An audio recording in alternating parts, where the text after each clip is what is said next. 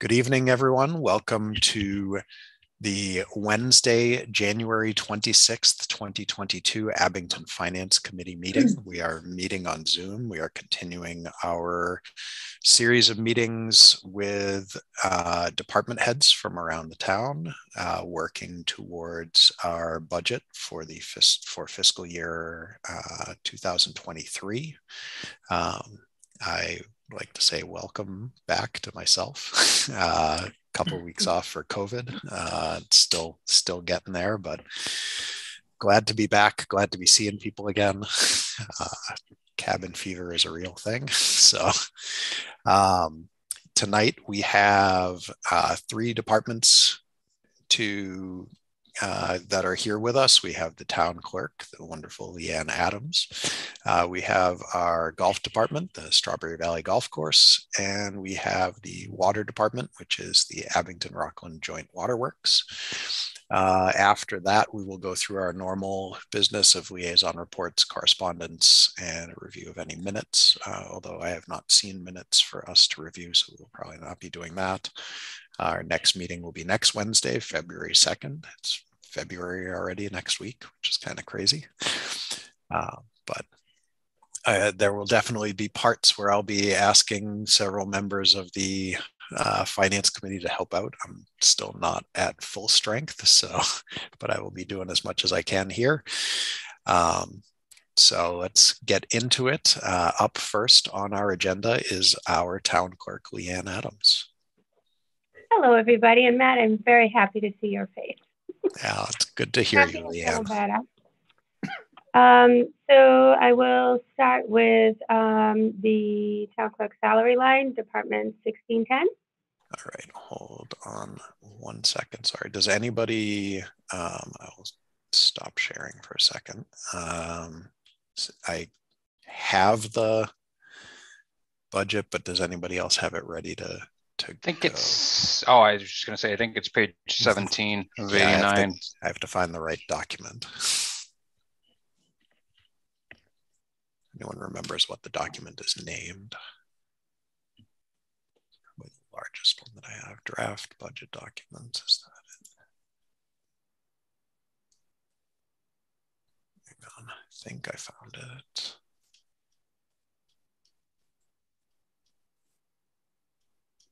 No, that's not the one. Sorry.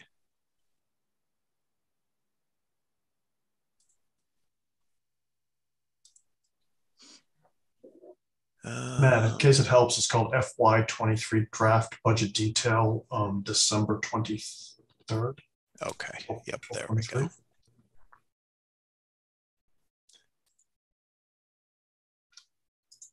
You see page 1 of 89. Okay, that's the right one.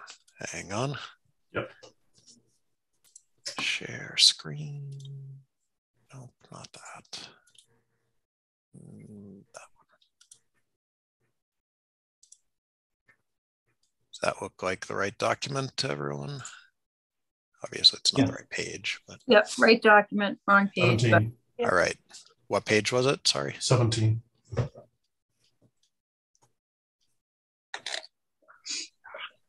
My window's got to move so I can see the page numbers as they go. Sorry, everyone.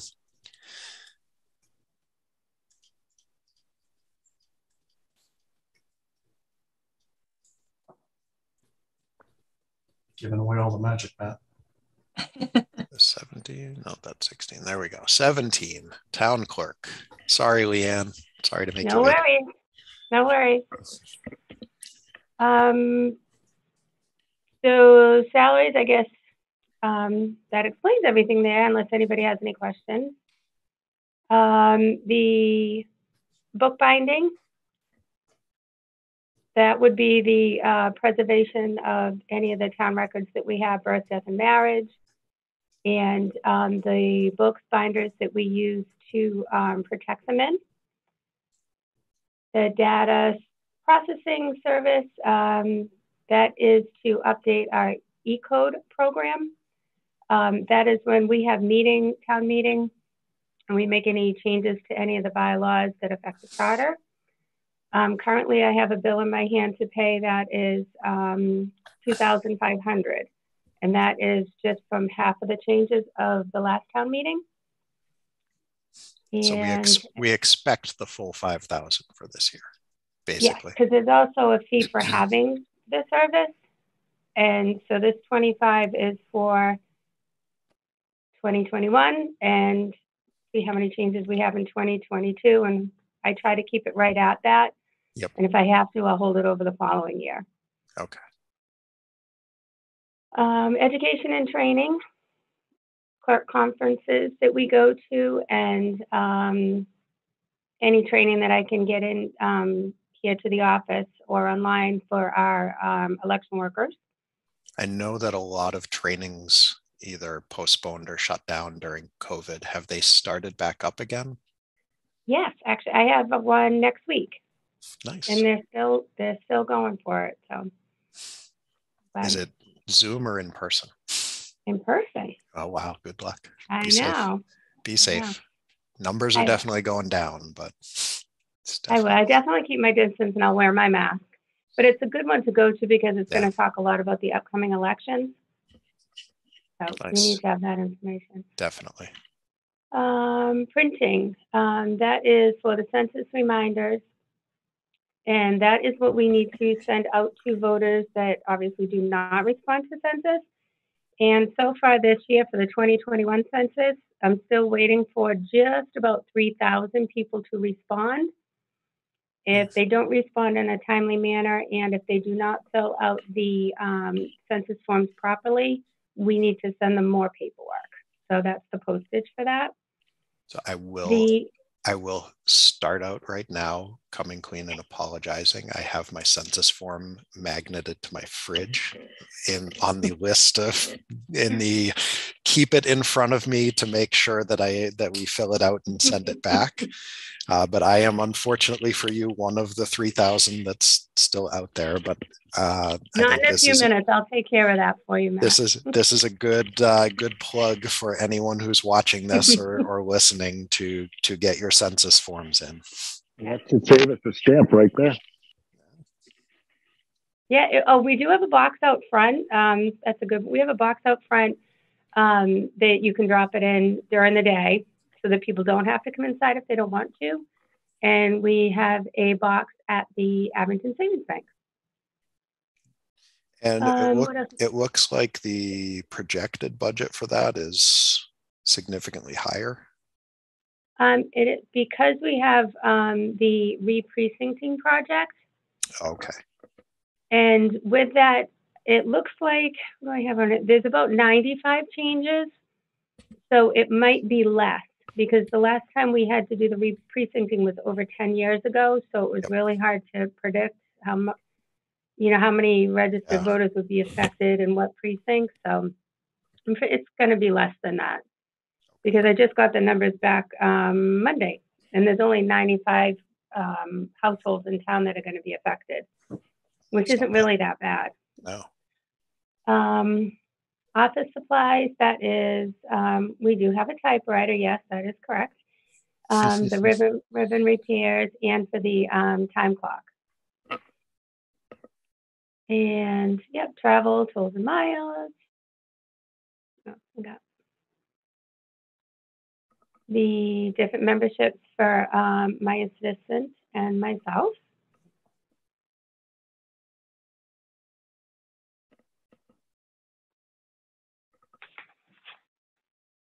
Then does anyone have any questions on any of those before we move down to elections? Can't necessarily see everyone, so if you do have a question, chime in. I guess not necessarily a question, but Leanne, my recollection serves that we need an article for you, correct, for your salary increases because you're an elected official. We did a few years back, but now it does not need to be separate. Okay. All right. Okay. Good to know. Yeah. I think was last year the first year that it didn't have to be separate. I remember for years voting. Remember for years you getting all embarrassed. embarrassed having to have the article at town meeting, but then at least last year we didn't have to. I'm sorry for bringing that back up then. No, it's Not okay. a problem, Andrew. Let me see. So were there any other questions? I'm sorry. No? I will move down to elections. Okay. How many elections do we have this year? We will have Or in the coming fiscal year? 3 of them. It's a big year for elections, right? Yeah, we have the town election and the state primary and the state election. Yep.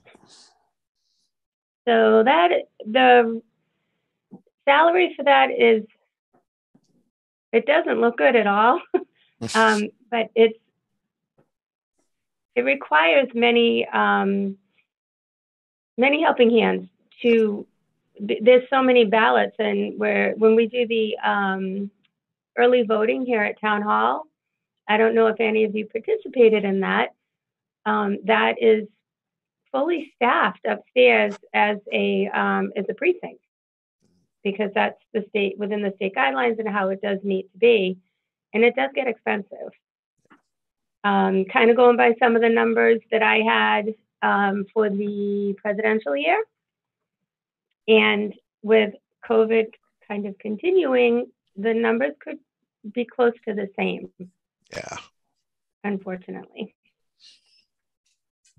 We do provide, state law tells us that we need to provide 2 weeks of early voting before each of the elections, not the town election, but the state primary and the state election. Whether or not we stay open after hours, that has been up to this office. Okay. So if we don't need to have too many cuts, I would like to do it, because it seems pretty crazy to me that people could get here by 4:30 to vote. So if we're able to stay a little bit, I do like to provide that. But if we need to take cuts, and that's probably one of the areas that we would be looking at. Yep. So that would be I'm sorry, Leanne. So that would be the, if we're looking at the reduction scenarios, that would be a $4,000 cut there. Yeah. To reduce hours for the, okay. Yes, and again, it's approximate, because it's hard to tell. Right, what you get for a turnout and. Yeah, exactly. Because what we did do, when I can send people home, I definitely do. And I am very fortunate that we have a lot of volunteers in the office. So that helps us out a lot. Yep. And Yes, I'd like to go on record to say that I'm hoping that we could find that elsewhere and not cut this line item. I mean, in this day and age where we've had pockets around the country of voter suppression, I'd love for us to do anything and everything we can to bring the voters in. So I'd be happy to try to find that 4,000 elsewhere. Second that motion. I think Russ just said he'd pay for the 4,000. Exactly. But who do I make the check out to? But do you take credit cards? that is what I heard, Russ. Thank you. Let me see what else we have. The repairs and maintenance, the data processing, which is for the memory cards, and we do have it's called the AutoMark machine, and we do put it up and have it ready for every election. It's the ADA assisted voting machine. It's a pretty expensive machine. It's about $700 each time. It doesn't have a lot of activity, but it's the law for that one. The postage. And so that's a significant. That's like double what it was last year.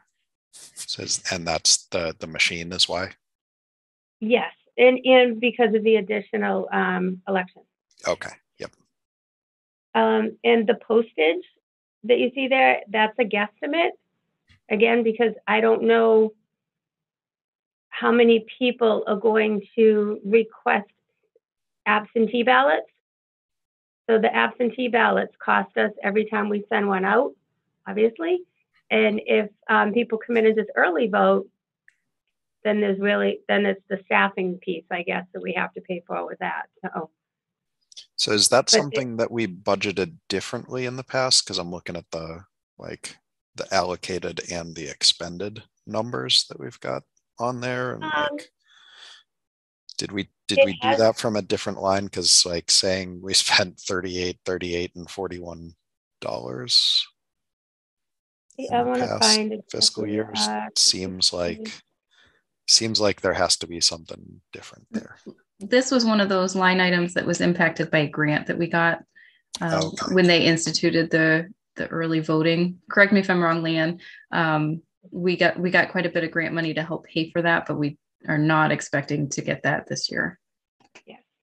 Okay. And that is correct, Son. Thank you. And also, because so many residents don't want to go to the polls, we need to send them the ballot. Yep. And that's what the fee is for that. And obviously, we've never had to do as many as we've had in the past, both for the presidential year. And then also with that too, and yes, we did get some money back from the state, but when they sent out the postcards to everyone, and everyone's like, oh, this is great, and check off that they want the ballot sent to their home, which is the idea of that process, that costs money. Mm-hmm. It costs money for the workers that I had in the office to help us to send them, and for all that postage as well.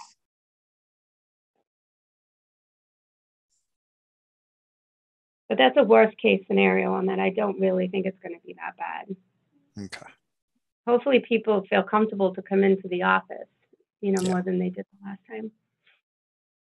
The printing for the ballots, that's just for the town ballots because we don't pay for the cost of the state. Office supplies, ink and labels. Labels like nobody's business because every ballot has to have at least 3 to 4 labels on it. Mm-hmm. And the expense, we try to feed the workers a little bit. Yep. And any questions on that one? Can I just ask Sonia, how do you book that if you said there's a grant, so do you net it against the expense? No, it would have had a separate grant fund. Yeah, where the revenue and the expenses would have been to the same account. Is that right, Leanne? Did they have you post the revenue to this expense account? Because we wouldn't normally do that. And normally, sorry, go ahead, Leanne. That's okay. It had its own account. The grant was for about $6,000 and some odd dollars. And I had my own account for that. Okay. So we would post the revenue to a revenue account in a different fund, and then all the expenditures would be posted to the same fund. So they would not have gone through these accounts that are listed here at all. So it doesn't show up as a operational expense for the election department? Okay. Mm-hmm. Is that typical? So Paul, when you think for example, when we talked about the dispatch for the fire and police with Holbrook, we don't see the grant amount go into that line item. That line item just gets reduced by the amount that the grant is paid for. So the way that it gets budgeted is we have to keep track of the grants elsewhere and know when the grant is coming off, this is what things are going to that we have to know differently, that things are going to go up by that amount or something to that effect, but it doesn't go into the line item in the budget. Okay, thank you.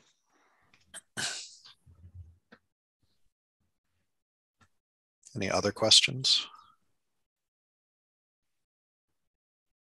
Leanne, do you have any other pages on here?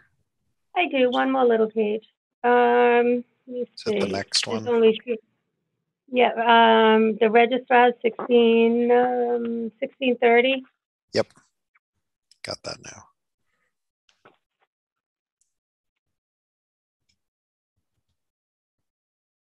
So the postage that you see on there is for the registration. So when somebody registers to vote online, which has become very popular because nobody comes in, we need to send them a confirmation letter that they are registered, as well as if they make any changes, if they change their party, their address, anything like that, their last name, we have to send them a confirmation for that.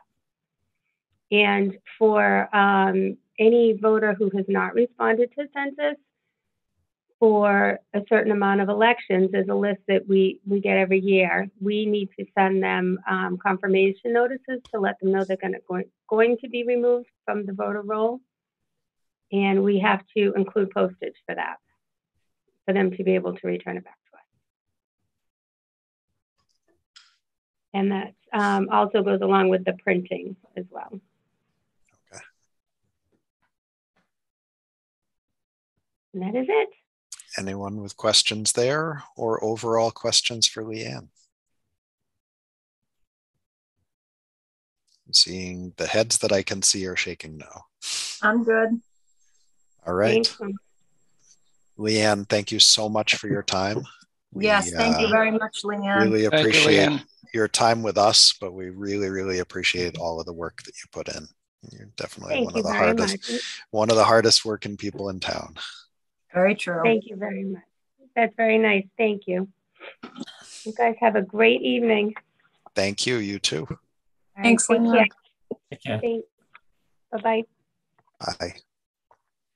All right. With 2 minutes to spare, despite my slow introductions and start to the meeting. Leanne's always good at being quick.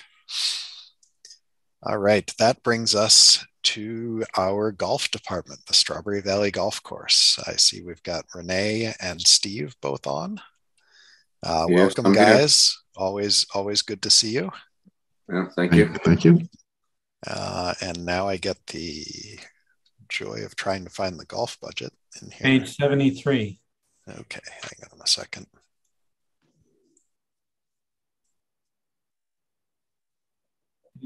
Search. Yeah, I went past it, but not that far past.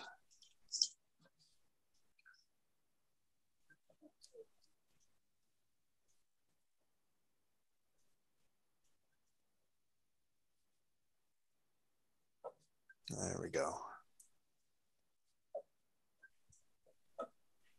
All right, gentlemen, how are we doing? How's the golf course?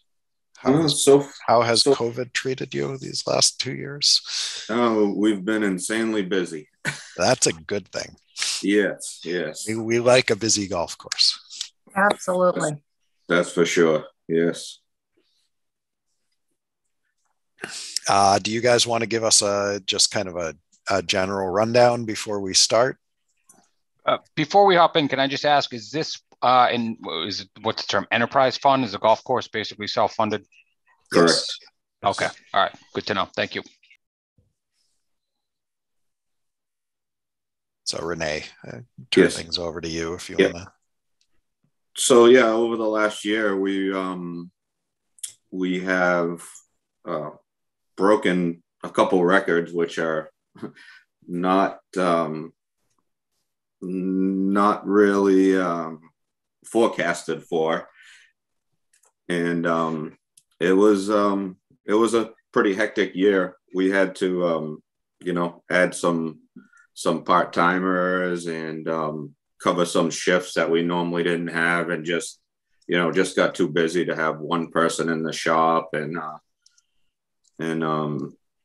just a lot of things like that popped up that we weren't anticipating. And but overall was a pretty good year. We made do with what we had to work with, and stayed pretty close to where we were supposed to be. And I don't know, I think it was a pretty successful year. We got took us some time to get our new equipment in that we had ordered the year before. That was about 4 or 5 months late, which is the case with pretty much any kind of equipment, and it's getting hard to get. materials and everything's getting very difficult, and the prices are going up dramatically for all fertilizers, pesticides, all the materials we use to operate. So that's been a bit of a challenge. The fuel, and mostly just getting it on site to apply it is the hardest part. Renee, would you mind giving us an idea of how the revenue has been versus last year and versus what your budget was, just to give us an idea? So last year we did 556,000 in sales last year. In a normal pre-COVID year was usually in the range of 400 to 425. I was gonna say 400-ish. Yeah, around 400-ish. 425 was normally a decent year for us for the 9-hole golf course. Yeah, Renee, let me just jump in for 1 second. I would say the last 2 years have been outstanding. I mean, you're playing it down a little. I mean, COVID. I think COVID and the weather conditions we've had the last 2 years, we've been keeping track for 15 years how the golf course is done. And I think at last year's finance committee review like this, we had just said we had a tremendous year. We beat every month for the prior 10 years. Right. Now this year, we haven't beat last year's, but we came in, right under last year. So it was a perfect time for the town to take over the running of the course and the hire, Rennie. It couldn't have been a better timing. And now, of course, we just hope that it continues. But Rennie talking about the additional costs associated with what's happened over the last couple of years is going to start to bite into us. But overall, the last 2 years have been tremendous. And Rennie's done a wonderful job getting employees, because it's not always easy to get these employees at minimum wage and to try to keep them. I'll just leave it at that. Thanks, Steve.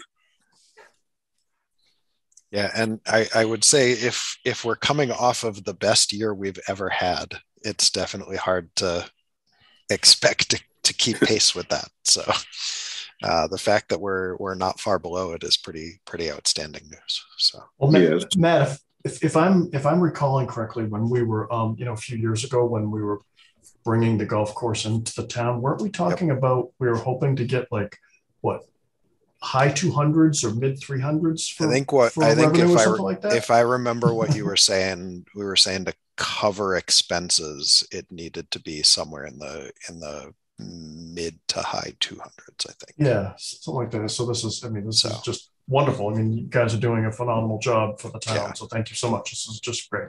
And obviously, to the point Renee was making, supply chain and expenses for just about everything around the world prices are going up. Right. So that's definitely to be expected. But well, we certainly more than broke even on the with that. I'm gonna guess. Yeah, I'm gonna guess that your enterprise fund is in good shape. Yes, which is needed because we have a lot of ailing old equipment that we need to circle out so we can keep maintaining the golf course without having it in the shop weekly. So it's definitely one hand washing the other there. It's definitely helpful. Which I think was a previous problem in the years prior to the town ownership was the inability to keep up with the equipment because the funds just weren't there. Yeah, and equipment's not cheap. No, definitely. The good thing is it lasts you can get 10, 12 years out of it if you're do your due diligence with the maintenance and upkeep. Yep. And I think this is the point where Greg will jump in and say that he is willing to help look for deals on equipment. I'll take any help I can get. if Greg's paying attention to us. He probably muted us. Yeah. It's only been 2 years of the pandemic. Mute is still an issue for people on these calls. All right. Well, anyway, we can certainly move to the overall budget. Okay. So you want me to just start right at the top with the salaries? Yep. That'd be great. All right. So we went up about a little over 16,000 for the year proposed for next year. We did add one part-time employee, and minimum wage is going up, and I have 7 employees that are getting 75 cents an hour raises, and my 3 skilled workers also, I normally keep them at 70, keep the same raise for them also. Yep. So they keep their distance between the minimum wage and the skilled labor positions at the course. So that's where that increase was.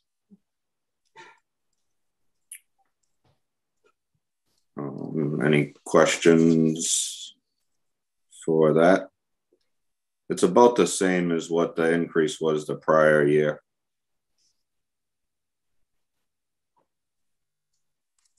Yep. And like you said, it's more people. Yeah, we're open 100 hours a week in the summertime, and a lot of times you can't just have one person, and it's just too many golfers on the golf course to have eyes on everybody, what's going on, making sure everyone's staying safe and no one's getting hit in the head with a golf ball as best we can. And just need more people when we're busier. And a plug for anybody that's looking for summer work. I did that for 3 summers up on the North Shore at a 9-hole golf course. It was a fantastic job for me for those years. So yeah, I need someone part-time to do some mowing this summer. If anyone's interested, reach out.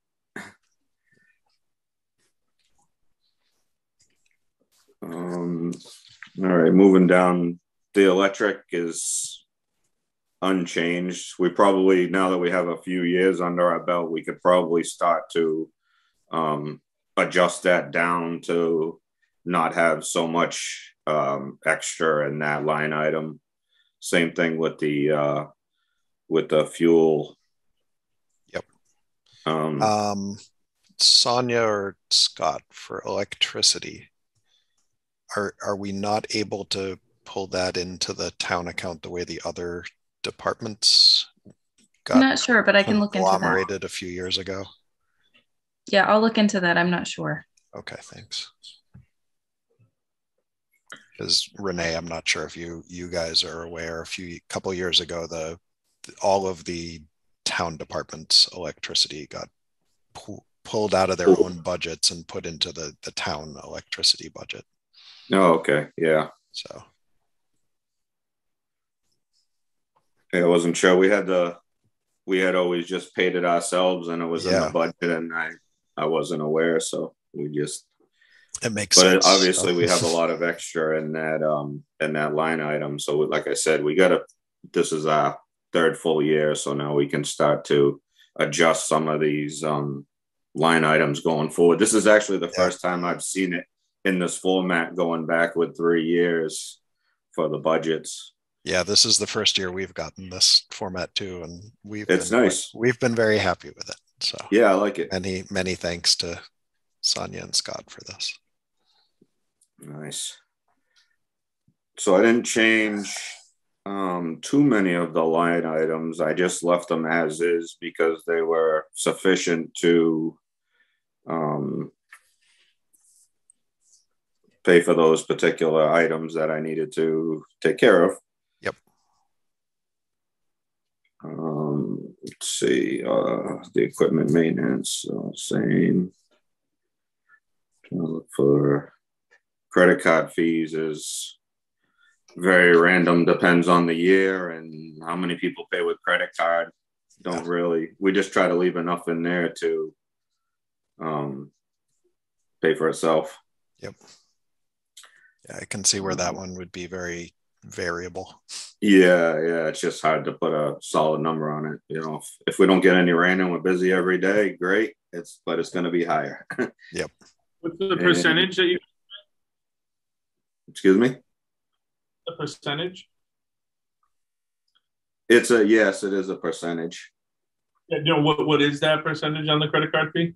I don't have that number in front of me. I know a lot of times it's a 2.9% fee. I don't know. That sounds about right. I don't know if that's consistent across the board, but I know through some of the charity and fundraiser stuff I've done, it's typically a 2.9% fee. Could you raise the prices by 3% to cover that and make another 3%? We're actually looking at raising the rates this coming season just to offset a lot of the rise in cost of everything. So that actually raises a good question. Do you keep appraised of what rates are at other nine hole courses around? We do. I do. I know all the superintendents at all the courses around, and I do 18-hole courses as well because they're in our area. We're only going to drive so far to go play golf on Saturday afternoon. Yep. So, yeah, we do check around, and we're actually the lowest priced around. That's why we were. I think that can often be an advantage. It can, but we could still raise enough and still be under everybody else, which would help offset some of these costs that we're incurring. So down the store merchandise, we bumped that up a couple $1,000 for the season just because the cost of everything's going up. We got a shipment the other day for golf balls that we ordered in April. It came like last week. Well, we don't need them now, but we can't send them back because they probably won't come till next December. So we end up it's gloves, hats, everything you order from Titleist comes like 6-7 months after. We just actually put our order in for April now, hoping that they'll catch up a little bit on the supply chain woes and get us our stuff in time for season. Yeah, that's hard to deal with. Yeah, well, we bumped it up a little bit, and hopefully it's merchandise. So if we're buying it, we're going to sell it for more than we bought it for. So it's going to generate more revenue. If only everything in the town budget was like that. Yeah.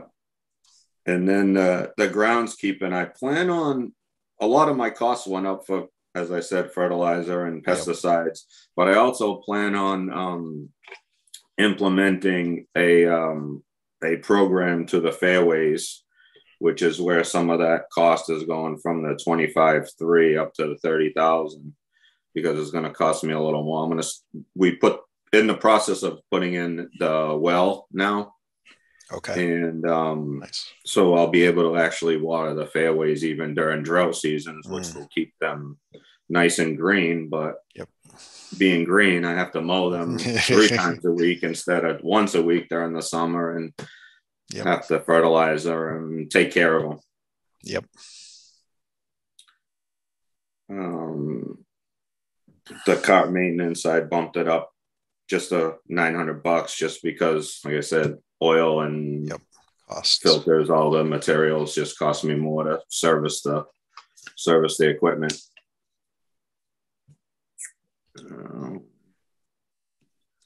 I think everything else pretty much stayed the same. Dues and licenses looks like a lot of variance over the last 3-4 years. Well, they let's see, dues and licenses. Okay, so the first year, Donna put in some things that weren't supposed to go in that line item because she was a little confused by the dues, which that's mainly for my pesticide license and any classes that are affiliated with that. Her Serve Safe, that line item was for that, and some other things got put in there. And then last year it was so low because all of our meetings got canceled for the whole year. So it was basically just my renewal, my license renewal, my superintendent's card renewal, and there was no real meetings for the year. Okay. So it should even out.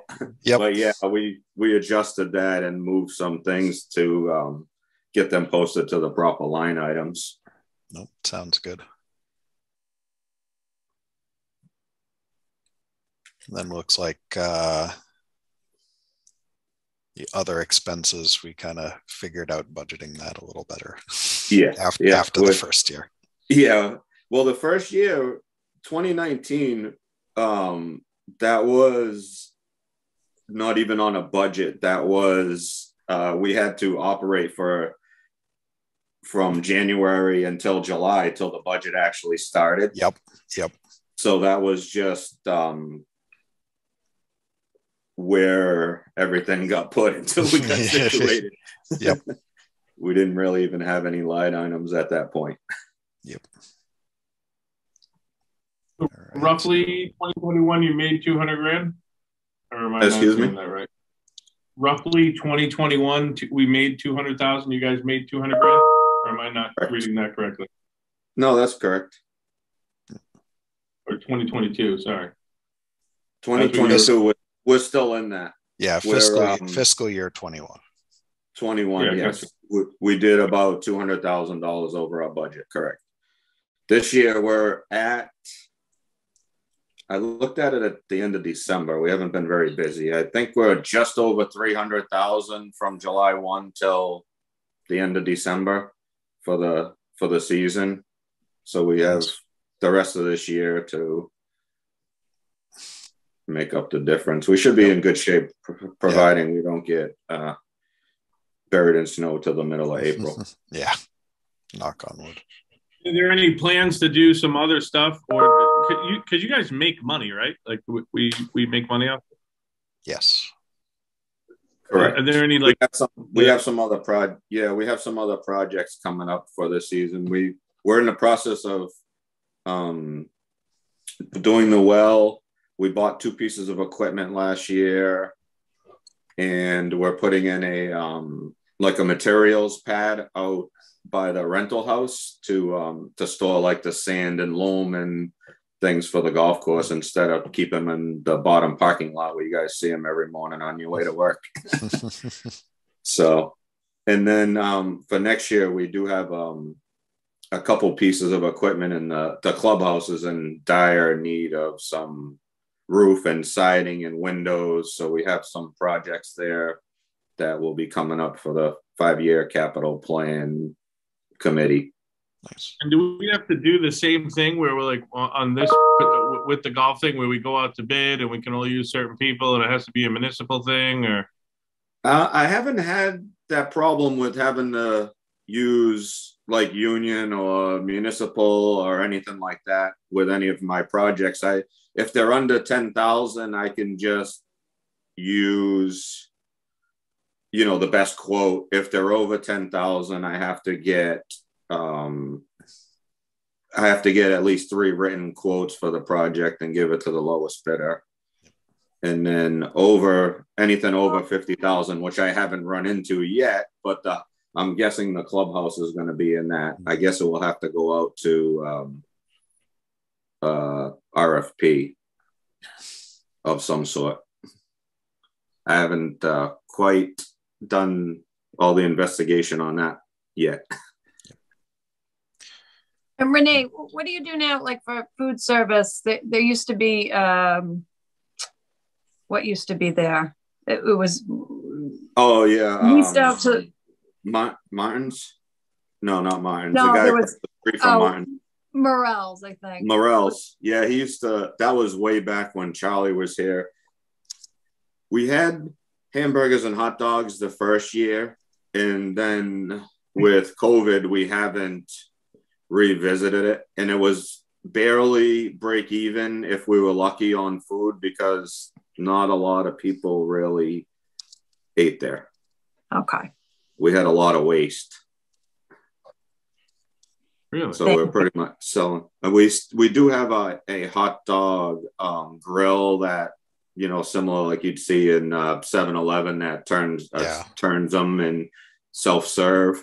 But we put that away until everything calms down with the COVID and having to disinfect the handles every time someone touches them. And is there a liquor license? Yeah, beer and wine, yes. Okay. Hi, this is Steve again. Just on the food, I've mentioned before, the course has always had trouble trying to maintain, you know, a large amount of food to be distributed. People just don't come into the clubhouse following their 9 holes. Yeah. You know, on an 18-hole course, you cut through the clubhouse, or you can cut through the clubhouse. On a 9-hole course, you finish at your car, you jump in your car, and you take off. So. Pete Morrell tried, you know, the restaurant, and he struggled, and I think he lasted just a year or two, and he didn't make it work. So, you know, the goal would be the hamburgers and hot dogs and just convenient stuff that does get turned over, and of course the alcohol, which we do very good on that. We have a lot of snacks, chips, granola bars, peanuts, you know, things that people can grab and take with them. Yeah. Water, soda, Gatorade. Could you do a beverage cart? Thank you. I was going to say a cart person. I guess you can't say a cart girl. Yeah, like a beverage cart. Yeah. Everybody just saw my brain come to a stop. I give my take on that, Rennie. They're just not very common on the expenditures to purchase one. They're like $24,000, and by the time we make that money back, it's like the cart needs to be replaced. Yeah. Well, I would say my 2 cents on that is, you know, it's only going to work on weekends, which is fine. You know, maybe a Saturday, Sunday that it's the busiest. And you know, I think I wouldn't mind trying it if we had a volunteer, you know, that worked off of tips, something like that would drive around all day. But the cost of having someone out there that they're not selling, and at minimum wage now, $15 about. It's going to be next year. Yeah, I was going to say, not only do you have to buy the cart, but you have to staff it. So correct. I got a question. Since we're on the topic of ideas, do you guys have an app that you can actually book tea times there? We just have a call in as of now. So I gotta admit, I'm one of the new like COVID golfers. Like, still don't know what I'm doing out there. I live down the street from you guys. I'm on Vernon Street. Okay. I've ended up going to Rockland. Sorry. Yeah, no worries. Because of the app. Just it was, you know, easy for me to book a tea time, and I just went out there. Do you use Golf Now? I feel super guilty about it, but no, it's fine. You use Golf Now? I'm a member at another golf course near my house, so don't feel bad. I actually forget what the app was called. It was easier for me as a new golfer to book it through the app. The POS system we have now to book it online, they wanted to charge us over $100 a month just to do online bookings, which was, you know, $1,200 a year. And we get a lot of older people that play there, and we just didn't think at the time it was, you know, advantageous for us to do that. And Golf Now, they want you to give them a tea time every single day to be on their app. And that's, you know, on the weekend, that's a $200 tea time you're giving away. If you get 4 people that come and play and pay Golf Now for it. I got you. Okay. Yeah, and let me just say that it isn't something that we're going to drop. It comes up every year. My son says the same thing. You know, he books online. He's skipping over different golf courses that you can't book online. So there's that. We've got to find the right, you know, the cost associated with happy medium. Yeah. Guys do a trial. There may be a cost reduction too with just how busy your personnel are on the phones. You know, if that's true. Yeah. A lot of our people are like standing tea times. Like when they leave on Sunday, we just write them in for the next week. Like they don't call. They play every week at the same time. Yeah. Yep. Could you do I mean, these are good ways of making extra money. For sure. Yeah, Greg, you mentioned free trial. I haven't looked into that. It'd be nice to, if someone offered us. Free trial. I think it's because I have something in front of me on my Zoom screen that says free 7-day trial. I meant to just do. Yeah. I don't know why it's on the Zoom screen. The way it looks, it says 7-day trial. I just mean a trial, meaning for a month or two and see if it works. I think the other guy who just mentioned it is. It's a. If he can't, no worries. We'll figure it out. If you're saying every single tea time on the weekend is filled, then it'll be really so much fun having both of you here. Not every single tea time, but it's pretty busy on the weekends. Yeah, it's pretty busy. Like you can't get out between 6 and 11. You can't get on the golf course if you don't have a tea time. It's packed. By Thursday, we're turning people away for Saturday and Sunday. But just to be able to move on, though, it hasn't been dropped because, I mean, I don't think our website is very strong, and I think the ability to book online is something that we're going to need to do. Sure. I was going to say lights too. Put it. You'll be the only night golfer on. Yeah. We're going to staff it at night. There's a course in Norfolk. Over the last months, I did it. It's awesome. One of the questions we do ask, I know we'll be asking of water later, is do you have any warrant articles? I do. I did not bring those. I know them off the top of my head, but I did not bring those because I thought we were meeting with the 5-year capital plan for those. But I can give you what we have. Everyone bring a book over. Yeah, if you could send that to us, that would be great. Okay. Yeah, I think, I mean, just as you just said, Reddy, more equipment was one. The clubhouse, you already said we're hopefully going to get some money and do some things for the clubhouse.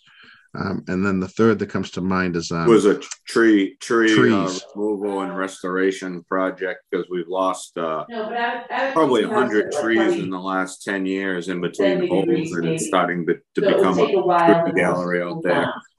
So, I mean, the last storm, I think it was 17 or 18 trees.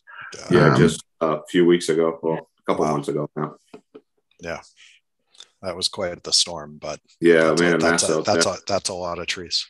Yeah, so we want to get rid of some of the older rotted ones, and some of them are being cumbersome on the greens. The roots are starting to cause issues with the turf, and then put some more back strategically in between the holes that we've lost to help protect the patrons. Separate the correct fairways. A little bit of definition of the fairways.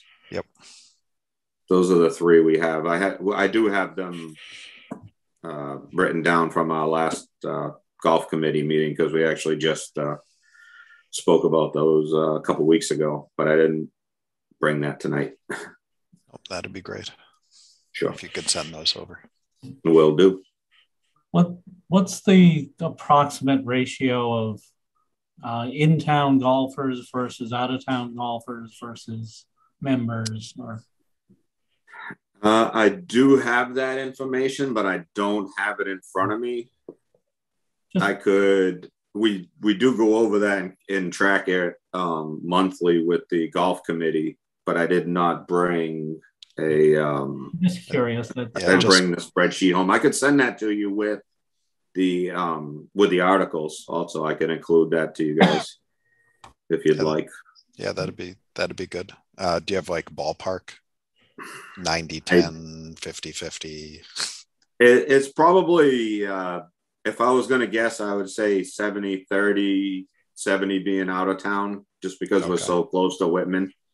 but probably 70-30 would be my guess. And we have a lot of leagues. Guys come from out of town to play. Other Friday one. I'm looking at the document, and that's a good separation. Yeah.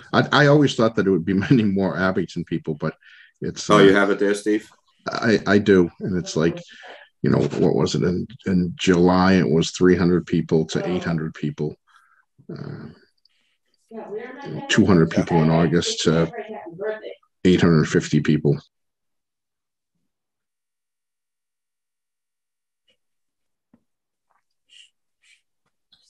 Oh, sounds good. Anyone else have questions? I just have a comment. I just wanted to say you have great customer service there. I came in shortly before Christmas to buy some gift certificates, and I was happy to find out that if you lose your gift certificate, or the person that you gave it to loses it, they have it all on file there. So that was great, and the customer service was phenomenal. I don't even know if they. Rennie must not have been there. Well, kudos to the gal that was there. Donna. Yep. Yes. Must have been Donna. That's great to hear. Yep. She's our office administrator also. We both double as desk clerks during the from December to April, covering the shifts because all the part-timers are off for the winter. Well, she was great and super helpful, and I have one adult child that's certain to lose the gift certificate, so that was great information. Yeah, that's why we take their name, and then they're in the computer, and they can just give it to us. We'll look them up, see what they have on it, and credit them. Okay. Donna has gotten Employee of the Month for dozens of months in a row because we only have 2 employees.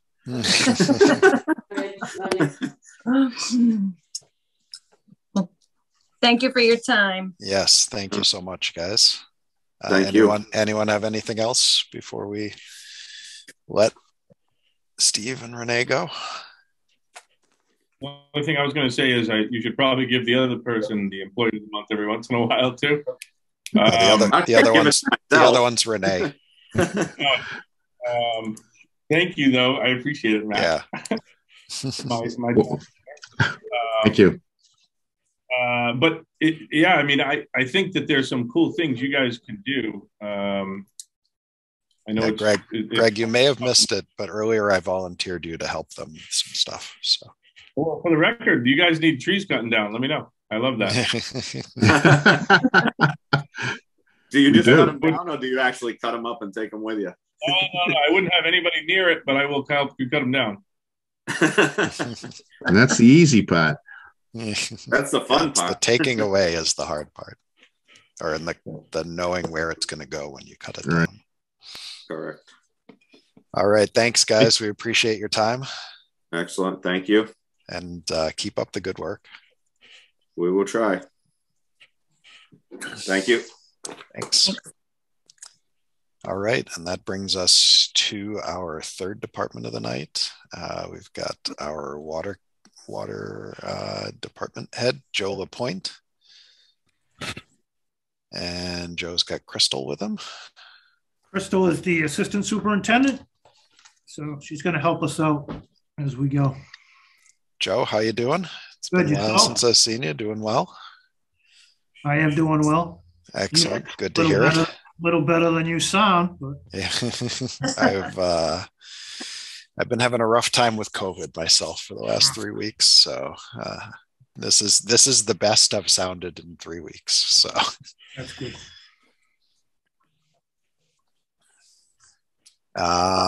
Same, I think, for you, if you want to start off with just kind of a state of where things are at. I know people definitely listen for when the water department's on, because they get good news about what's going on with the water in town. So I don't know about good news, but we try. Well, they get news. Let's put it that way.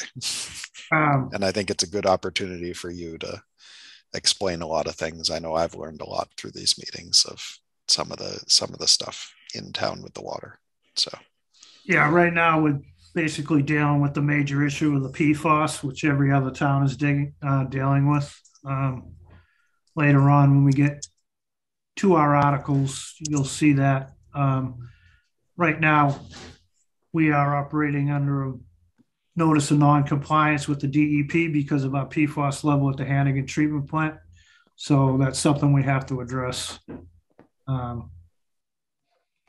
We'll address that in the articles. I'll probably be able to explain it a lot better when we get to it. Joe, real quick, how many other towns are also under that same situation? I don't have a number, but I'd probably say 75 to 80% of the towns in Massachusetts. Okay. If you go on the Mass DEP website, they've been updating a map of Massachusetts, and they have towns that are dealing with the same issue with PFAS. So they'll highlight it, but it gets updated as they can do it. They're pretty overwhelmed with the whole scenario. Definitely not unique to Abington. No. And can you just very quickly explain what the PFAS issue is and why so many towns are having it? I know I've heard the explanation, but I know a lot of people haven't. So you want to take that, Crystal? Sure. So PFAS it's a man-made compound. It's actually 6 compounds. You can find them in basically everything we use every day. And they're starting to phase them out, or they have been phasing these compounds out for years now. But unfortunately, other countries still use them. So things are getting shipped into our country. And,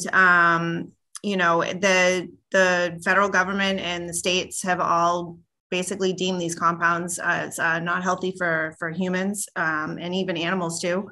So, they can be cancer causing, problems with your liver, kidneys, things like that. So, people that have compromised immune systems, they say, it's not good to drink the water at elevated levels of PFAS.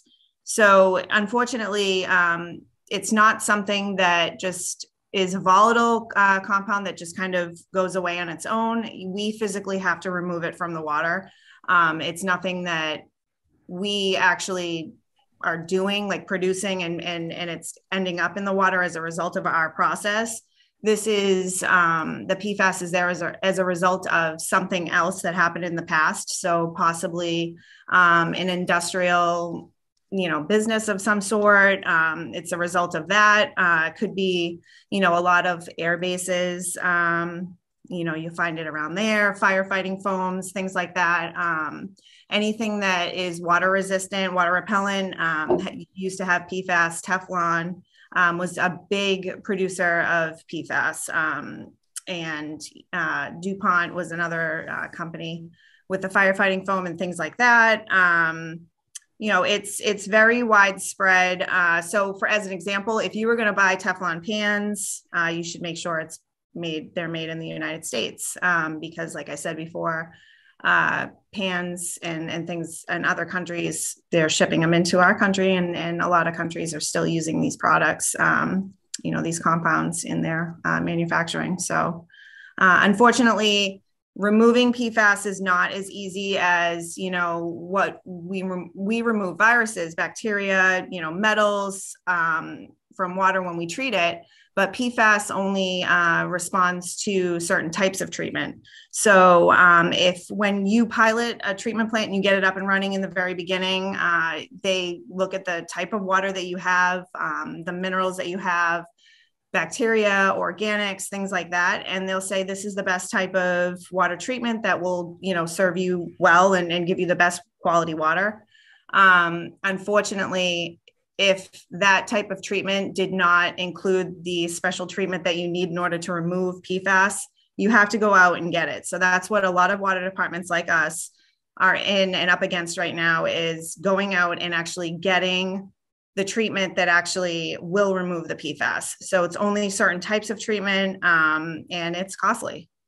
It's costly to maintain. It's costly to install. You have to get it engineered, designed, things like that. So this whole situation was something that I don't really 100% believe that DEP knew how big this was going to be. I think they thought that it was going to be hot spots throughout, the state, throughout the country. EPA thought, I think they thought that as well. And now they're finding that smaller communities like us are having issues with it. So it's not just hot spots. And a so lot of was people it, are experiencing it.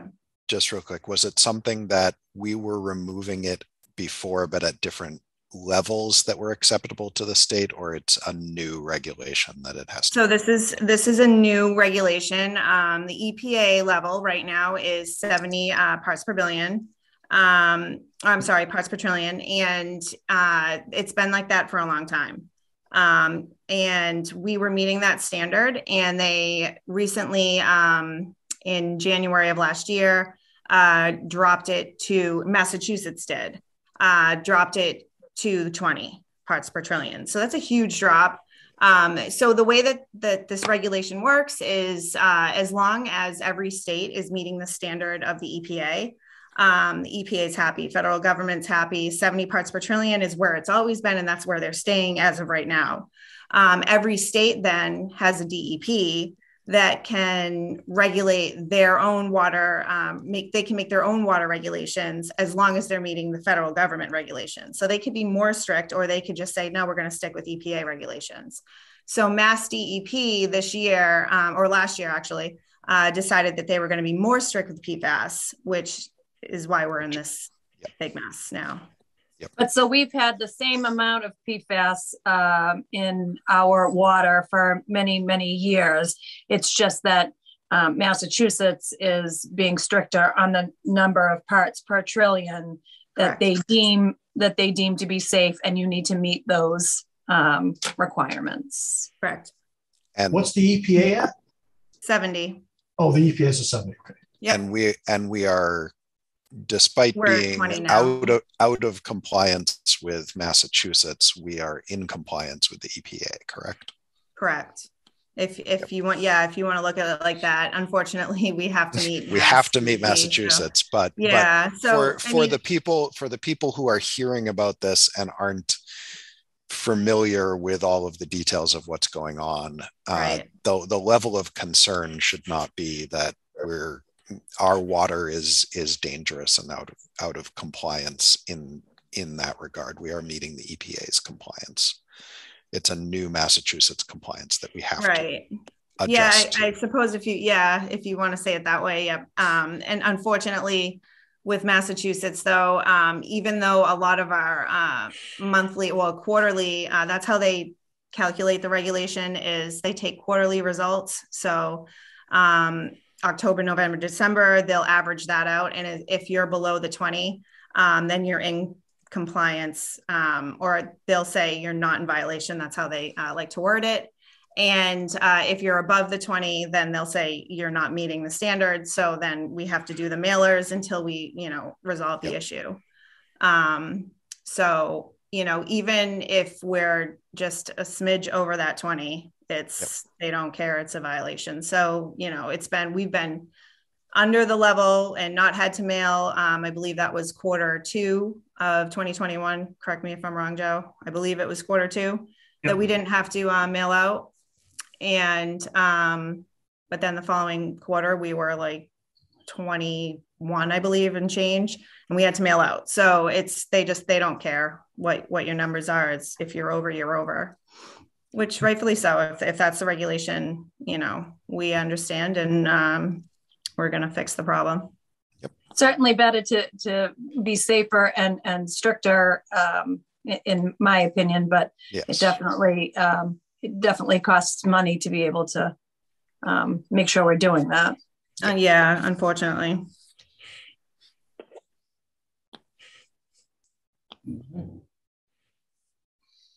All right. Thank you, Crystal. Very much appreciate the information. Joe, do you want to go back to the status of things and get into the budget and stuff? Yeah, we can move right to the budget now, and then as we go along, I'm sure some things are going to come up. Basically, our Abington budget basically stayed the same. The only thing would influence our budget would be the intermunicipal, and that's basically our joint water budget. That's where we pay all our salaries, our health insurance, everything. We run all our treatment plants through that.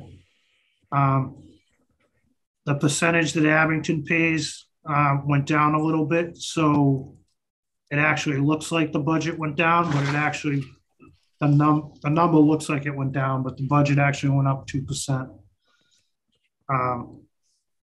Like I said, we didn't change any of the line items in the Abington section, just that intermunicipal went up a little bit.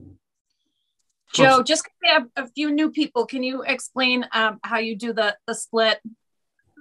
The split is, the split is we take the water consumption from each town from the year before, and we figure out basically how much water Abington used, how much water Rockland used. Then we run the budget according to that. So like Abington used 47% of the water we produced last year, and Rockland used 53%. So basically we figure the budget 47%. Abington pays the intermunicipal, Rockland pays the 53% of the intermunicipal. Thanks, Joe. No problem. Any questions on any certain line item?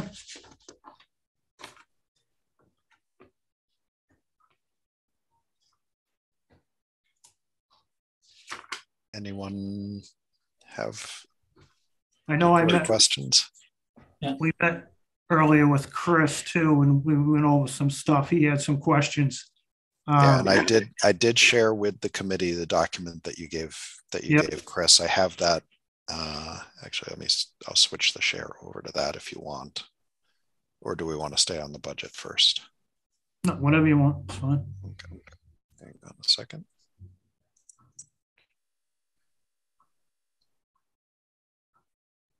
Hold on one second.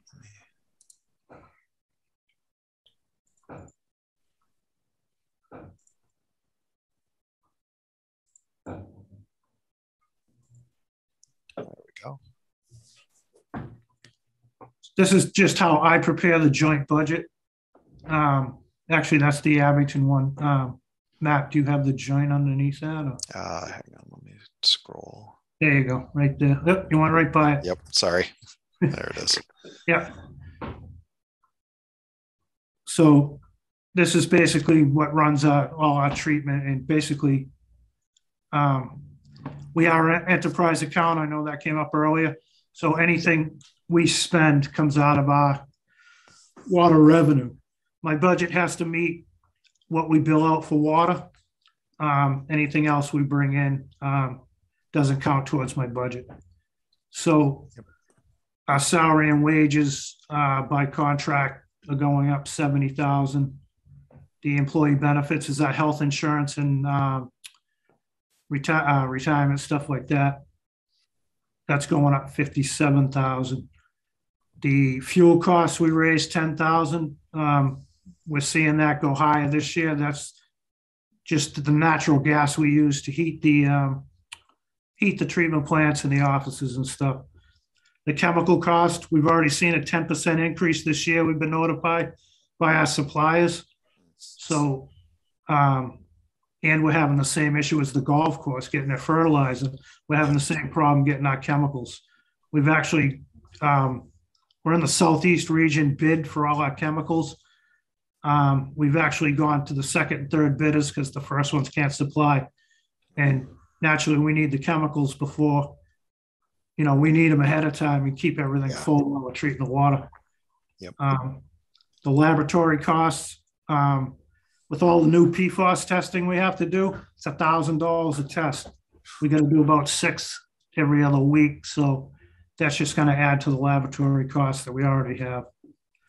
Trying to make that bite a little easier, we cut the building maintenance by $25,000.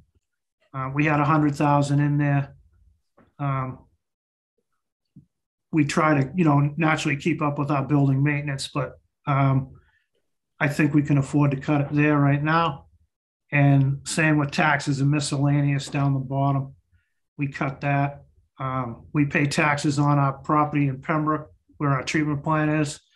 And then miscellaneous is like shipping and handling and everything for all our stuff. So we cut that a little bit, but the bottom line is that joint budget went up 3%. And then we broke down the percentages, and then this gets passed on to Abington and Rockland. So Abington's share would be 2,301,075, and Rockland's share would be 2,594,829.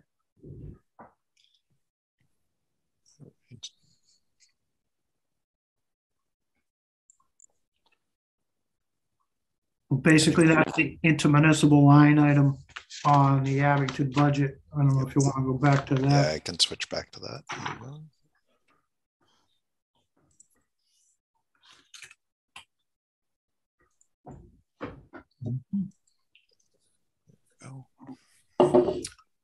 So just a quick rundown, the salary and wages, the 7,500, that's for any police details. Basically police details, if we have to hire, sometimes we'll hire a person from the highway department to give us a hand. If we have a major water break, load trucks or whatever we have to do, we pay their overtime. Basically that comes out of that 7,500 bucks. Vehicle maintenance repair, that's self-explanatory. The backhoe, the dump truck that Abington has and the vehicles. Repair and maintenance budget, anything that has to do with the distribution of the water. Water breaks come out of that, any road repairs from the water breaks, meters we have to buy, anything to do with the water distribution, brass fittings for the pipes we have to fix, and anything like that comes out of that. That, if you look, I know that was brought up that why don't, we didn't spend that much. We can't forecast how many water breaks we're going to have a year, how much road repair we're going to have a year. Where we're an enterprise account, anything I do not spend in this budget automatically goes right back to my, undesignated revenue, which is good. And anything we bring in more. I'm happy to say me and Crystal, the last 3 years, when we started with Abington, we were breaking even, the same in Rockland. We're actually in the hole in Rockland, but over the past 3 years, we've averaged to put in our reserve at least 500,000 each year out of the three by not spending the budget and by bringing in what we brought in. Nice. Which is good. That allows us to write articles at the end of the year. We still have a good cushion of $500,000 in our reserve that we like to keep there, in case of an emergency. Joe, do you mind if I interrupt? Could you just give us an update? I think you usually give us an update on progress toward updating the town's each house's water meter, I guess. Could you just talk through that, please? Actually, that's in one of the articles we have. In the line item in this budget is very minimal to replace meters. In the capital plan, we have a 5-year plan right now. We're taking $50,000 a year out of our reserve and put them in an article to replace all the meters in town. Basically, we call it a meter replacement program.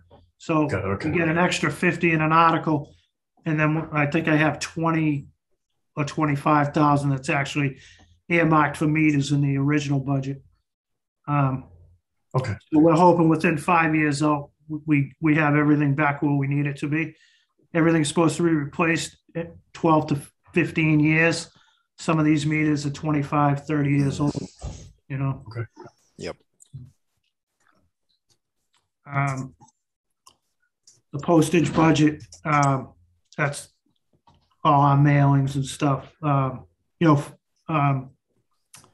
Anything we have, the postage machine and everything like that. Yep. Other purchase and services. These are all the bills, processing all the bills, what we have to pay mass mailers to mail them. We pay DigSafe.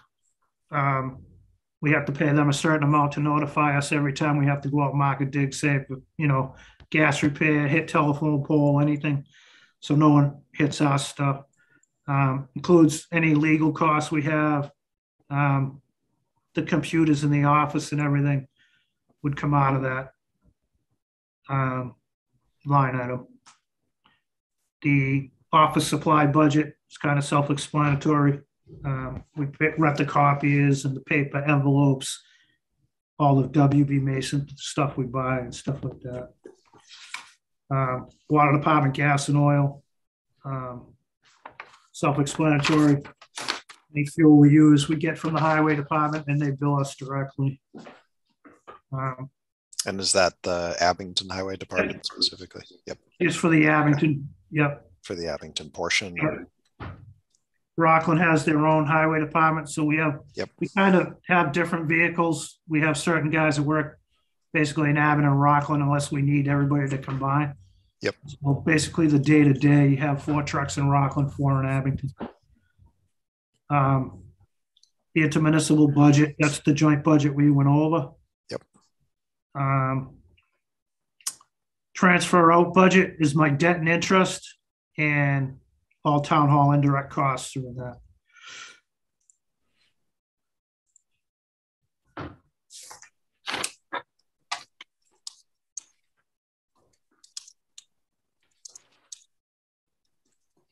Any questions on any of those line items?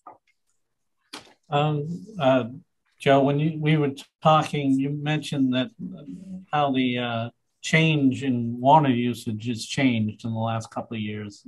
Yep. People might be interested.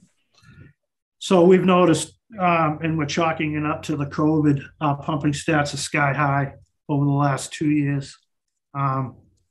Basically trying to keep up has been a problem. You know, usually this time of year, we shut the plants down at 10 o'clock. Now we're running overnights. If not, we're running from, you know, we'll shut down from, say, midnight to 2 a.m. and we have to start back up at 2 a.m. and run to the regular shift at 6 a.m. We're just assuming everybody's home. They're working from home. They're all using the water. It's good for my bottom line, but, you know, it's a double-edged sword. You know, you don't have any downtime with the treatment plants. You just hammering the equipment, you know. Luckily, with the rain we had last year, we're kind of catching back up. But the year before, when we could see dirt at the bottom of the reservoir, you know, that's when you get a little worried. So when COVID first started, we thought that there was a break that, you know, sometimes you have a sneaky break that just doesn't want to surface and we can't find it. It could be going into like a catch basin. We were looking everywhere. Not that we didn't take COVID into effect, but, you know, or into account, you know, we just didn't think it was going to be that much of a, you know, that much of an impact on us. But after talking to other communities and seeing how things, you know, were trending, it ended up just being COVID and the amount of people at home using the water. It's definitely a big shift. So just to go back to the line item, debt and interest, or the transfers out, you said it was debt and interest. So the water department issues bonds? Yeah, through the town. Through the town. Okay. Do you know when those are, is there a due date on those, or? There's a lot of them out there. We've actually gone down. I think last year we had $100,000 bond on our new building. So now the building's paid off. We did $3 million worth of water main work in 2016. You know, that bond's still out there. We haven't pulled any new bonds in the last 3 years, but we probably will be this year with the Pfos. That's in my articles when we get to it later. They are going down yearly, but there's still quite a few out there. I know there's a lot out there into the 2030s right now. Okay, thank you. And also, if I can jump in, Andrew, on the debt schedule that we talked about last week, I know we went through it really quickly, but on the second page, there's all of the water debt that Abington pays for is on there too, if you want to see the detail of the different projects that we have going on that we've been paying for. Okay, great. Thank you. Yep. And all that, you know, that water debt all comes out of our, whatever we bring in naturally. Doesn't come out of any of the tax money. question though, Andrew. Thank you. Other questions on the budget and line items before we move to? So I just want to make sure I understand it. Yeah. So these items that we're seeing on this budget come out of the enterprise fund budget, not the town. Absolutely. Okay. We don't use any town money. Okay. So how you budget, you know, if you look at a line item on like the repairs and you say, geez, I haven't met that. It's like that's up to you. That's how you set your budget up, and it's not a issue for the finance committee because like that's what makes you comfortable because like you never know what something's going to happen. That's right. Yep. We Okay. usually keep the same numbers there, and you know, as long as we meet that budget every year. If we have to adjust it, it would be because that intermunicipal charge went so far up that my budget would be out of whack of what I was bringing in, then I could try to adjust that down. You know. And so any excess doesn't revert back to the general fund. You keep that in your own reserves, correct? Correct. Yep. Okay. And that's Joe, the same. you have a That's board. oh, sorry. Go ahead, Barbara. Sorry, you have a board of commissioners. Yep. Three Abington commissioners, 3 Rockland commissioners, and then naturally the 6 commissioners combined is a joint water board. They'll discuss any, you know, water permits, anybody comes in for a development. We incorporate both towns to discuss it. The Abington board looks over my Abington budget and the Rockland board looks over the Rockland budget, and everybody combined, you know, establishes our joint budget. Yep, and just real quick to Paul about the enterprise fund, the golf budget is the same way as the water one, where all of it comes from their fees and their own income. Right. Yeah. No, it was just because when you look at this and we talked to the town clerk and she's looking for $4,000, and then if you're not paying attention, which I wasn't, and you look at this and say, oh, wait a minute, there's money, but it's Joe does his budget differently, and there is on resources coming from the taxpayers, and it's through the charges. Yep. Yeah. We have different fees. Like we'd have systems development fees. If someone was building a house, they have to pay a fee to tie into the water. I have to base my budget on water receipts, what's coming in from the water receipts, billed from the water meters. Anything else by the state, I cannot use that for my budget purposes unless I asked if I can use X amount of money out of my reserve to cover my budget, which I haven't done, and I really don't want to get into that practice of doing.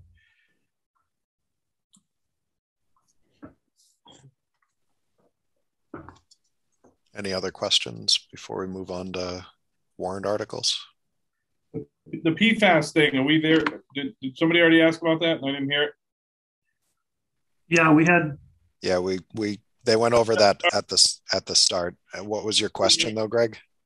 I didn't know. I knew we were looking at. It was very expensive. I didn't know if we decided to, or they are in the process of doing that. That's coming right up in our articles. Yep. Yeah, great. Thanks. Sorry to bother you. No problem. So I think that's a good segue, Joe. Yes. Go to the articles. Do you have that article page up? Was that in the document that it was Chris had shared? Yes. Yep. Hold on 1 second. Let me get that back up.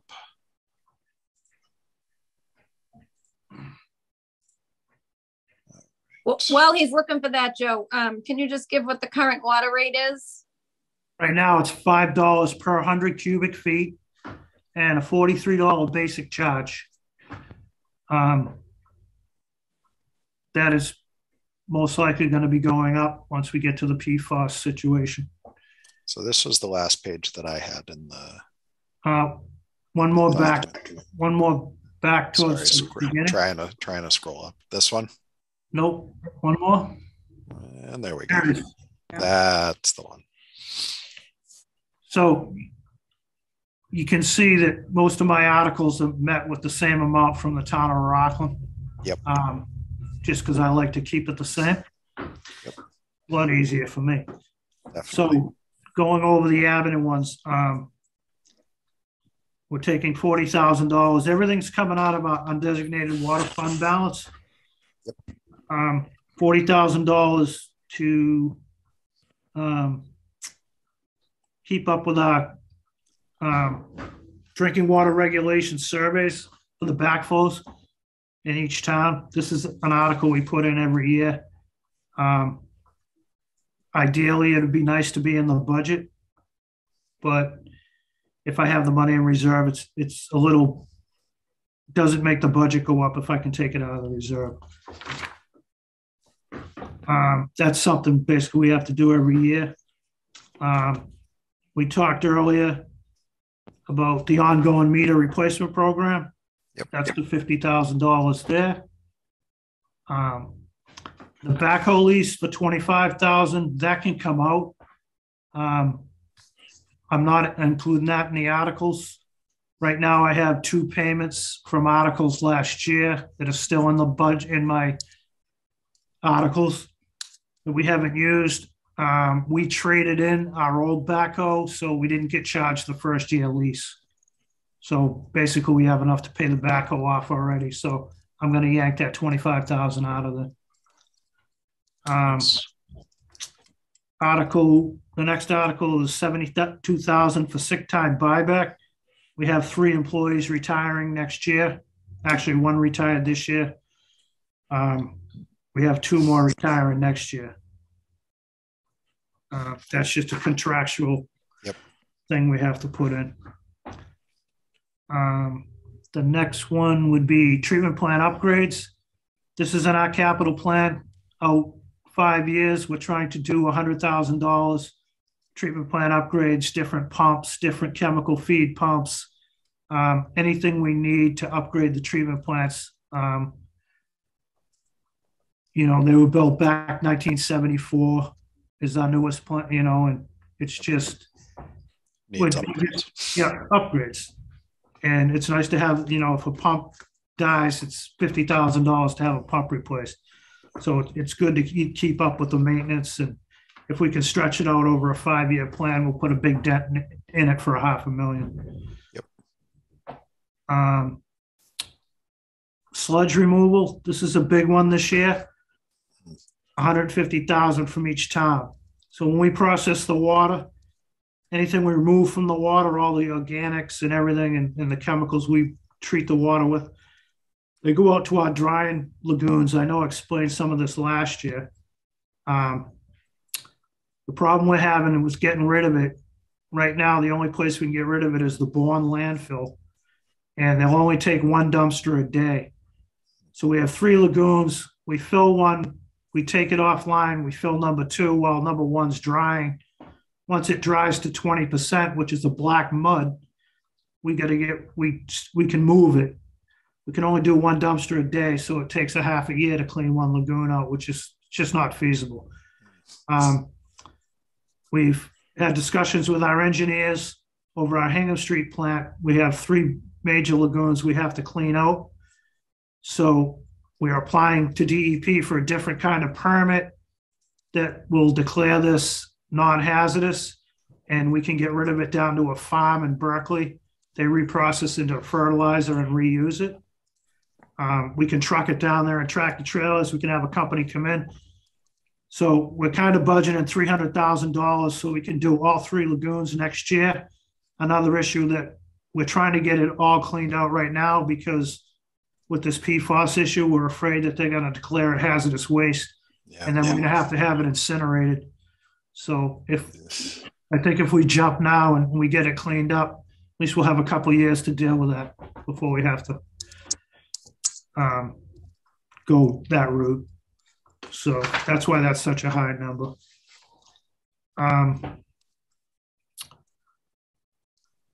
$30,000 is Pfos filter carbon replacement. Our pilot study down Myers Ave, we have a filter vessel that we've been using for a year to remove the Pfos as a pilot study. It's working great. We're mostly pumping out anywhere between 0 and 5 parts per trillion out of our Myers Ave plant, which Abington residents should feel good. Most of their water comes from Pembroke treatment plant, which we do not have to treat for PFOS. It's way below the limit. And Myers Ave naturally feeds some of Abington, and we have that way below the limit. So I'd say 99.9% of Abington water is under the limit, and most of Rockland's is under the limit once it blends. But unfortunately, when our treatment, we have to test at the treatment plant. If it's high, we have to notify every customer. So everybody gets notified. And also, just for people that's listening, we do have a water distribution thing at our office. If you want to come down and get water that is, passes the PFOS limits, we do have an outside spigot down there where you can fill bottles. If you had if you felt better, if you had a compromised immune system. Joe, yep. I'm sorry. I just wanted to, so even though if you fall into that small percentage, it's an issue, but just the overall picture, even if it's just a very small percentage of homes that are affected, the letter, you have to send the letter out to everyone. Every customer we serve. In case, who knows if, knock on wood, every treatment plant shut down and we only had the one on Hingham Street running, naturally everybody would probably get some of that water. Right. Some worst case scenario. And we do have to notify every customer. That's just the DEP rule. Thank you. Yep. So this particular warrant article, the filter carbon replacement. Yep. So this is the filter we have down there. We had to replace the carbon, which is the media inside the filter that removes the PFOS. Now this is just a small filter too, and in order to do that, we did it in the beginning of July. It was $29,000. They have to come. They have to take. They physically remove it with a vac truck. And now it's hazardous material because it has the PFOS on it. The company we use, Calgon, has supposedly perfected a way where they take the carbon back, they regenerate it, they call it, and then they sell it back to whoever. Probably at the same price. So I don't think we're going to get a discount to buy our own carbon back. We haven't got that far. But this is something in the long term we're going to have to figure in, either into our budget somehow, or it's going to be a major problem because these are the filters we're going to have to put in and we're going to have to maintain them every year. Yep. With this filter, we got 9 months out of it with the gallonage we pump out. At our Hingham Street plant, it's quadruple that. So I don't know. Naturally, we'll have more filters, but we don't know yet how often per year we'll have to change the media. We're hoping only once. And the last article coming out of the reserve is firewall upgrades, 10,000 with 10,000 to match in Rockland. They had the issue. I don't know if anybody's familiar with a water treatment plant down in Florida where they got hacked into their SCADA system and they changed the dosage of all the chemicals. We're all modernized like that. So between DEP, Mass Waterworks, they keep sending us, we go on to webinars and watch it. I just want to make sure our firewalls are safe. Last year, we had a $90,000 grant through the town of Rockland. We updated all our firewalls and everything.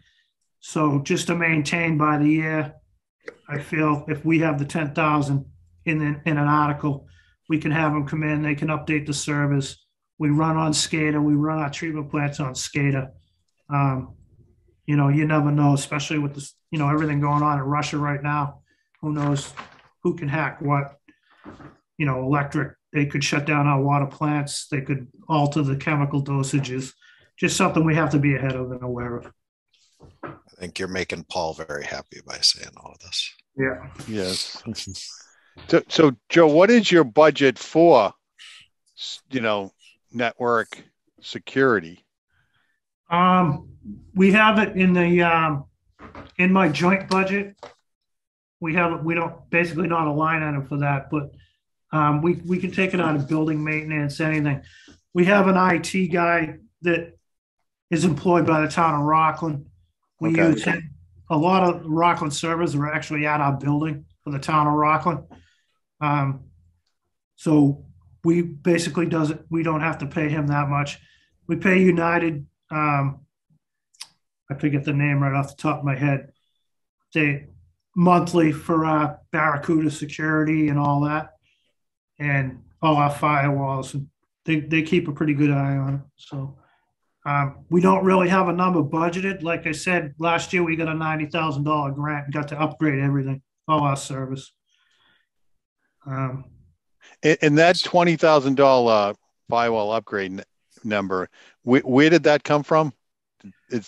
I feel comfortable 10,000 in each town. Talking with the IT guy, that would be how much this year that we could upgrade. We can keep up with any new threats that come or whatever. He said we should have something like that, just so we have something to fall back on. I think he also mentioned, Joe, that there was a monthly fee in order to keep the software, like Joe was saying, up to date and stuff. So we have to pay them. Yeah, I think the monthly fee's like $1,557 a month. I think $1,557 a month, and then whatever we want to replace or upgrade, we have the money to do that. So when we get these notifications through our people, Mass Waterworks, EPA, DEP, we send it to him too. So if he wants to join and go and see what they're saying about, the latest security, cyber threats, he can go and just stay up to date too. So works out well. So the IT person from Rockland is responsible for all the patching, making sure the servers and every operating systems are up to date. Absolutely. Yep. Okay. And is there anybody independently like verifying what's going on at, any pen testing, vulnerability scans, stuff like that, just to make sure? Because this is, just absolutely nuts what's going on now, and it's only going to get worse. Mm-hmm. Yeah, I think that fee we pay to I can't even think of the name of it. Begins with a U. I pay it every month too. I was just looking up looking it up in my email. Yeah, for you, but I can't. They do our monthly monitoring and everything, and they're in constant contact with the IT guy. Okay. I rely heavily on the IT guy. I'm almost computer illiterate. I know this is a big issue. That's why we like to address it. He also sends employees good things to pointers and tips and stuff, things to look out for, because we've had a couple instances in the past by accident. Someone clicked on something that wasn't good. Yep. But we also take quizzes, regarding what's safe, what's not, ways to protect ourselves and the department. Nice. Excellent. All right. Thank you. When we had Abington's IT, and we talked about the fact that people are the biggest weakness in the IT world.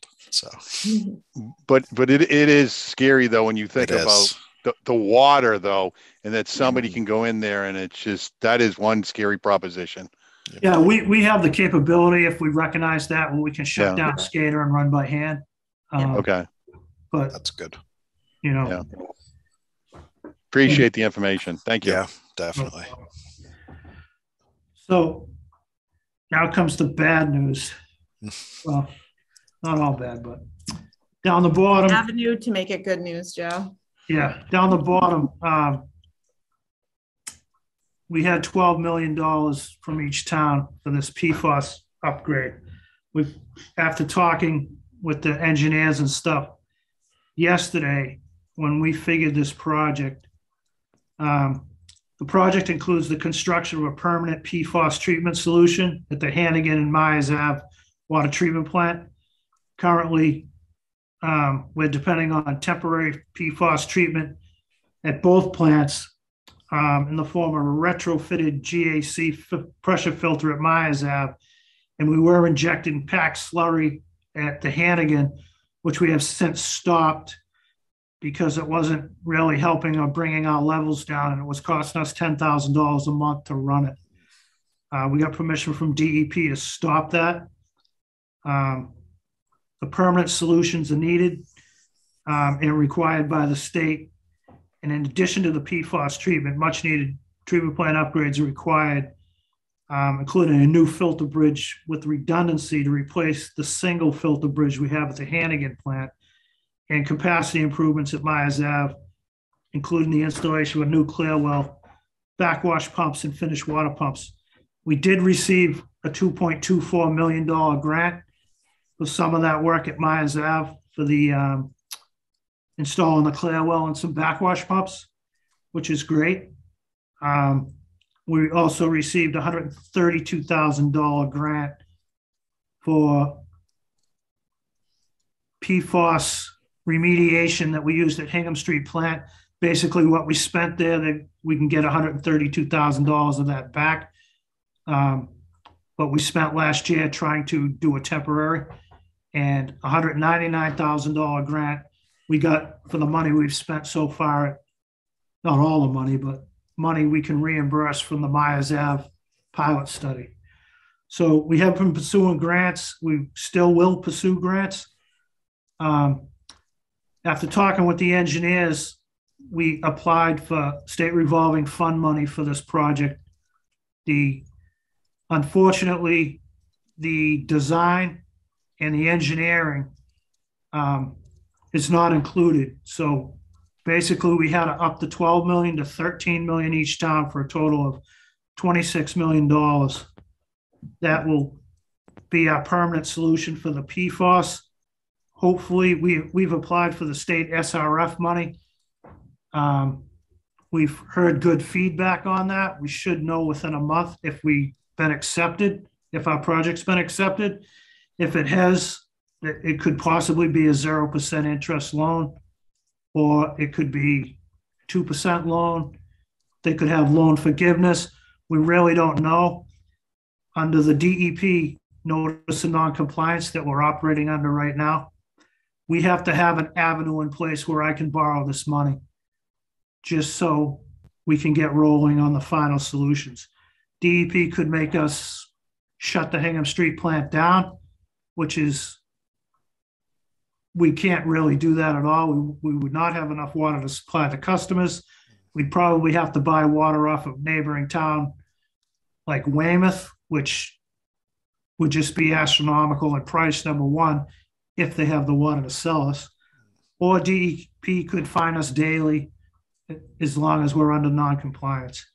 So basically, we have to borrow the 13 million from each town. The SRF money that we get, hopefully we bonded, through the state revolving fund at very low to no interest.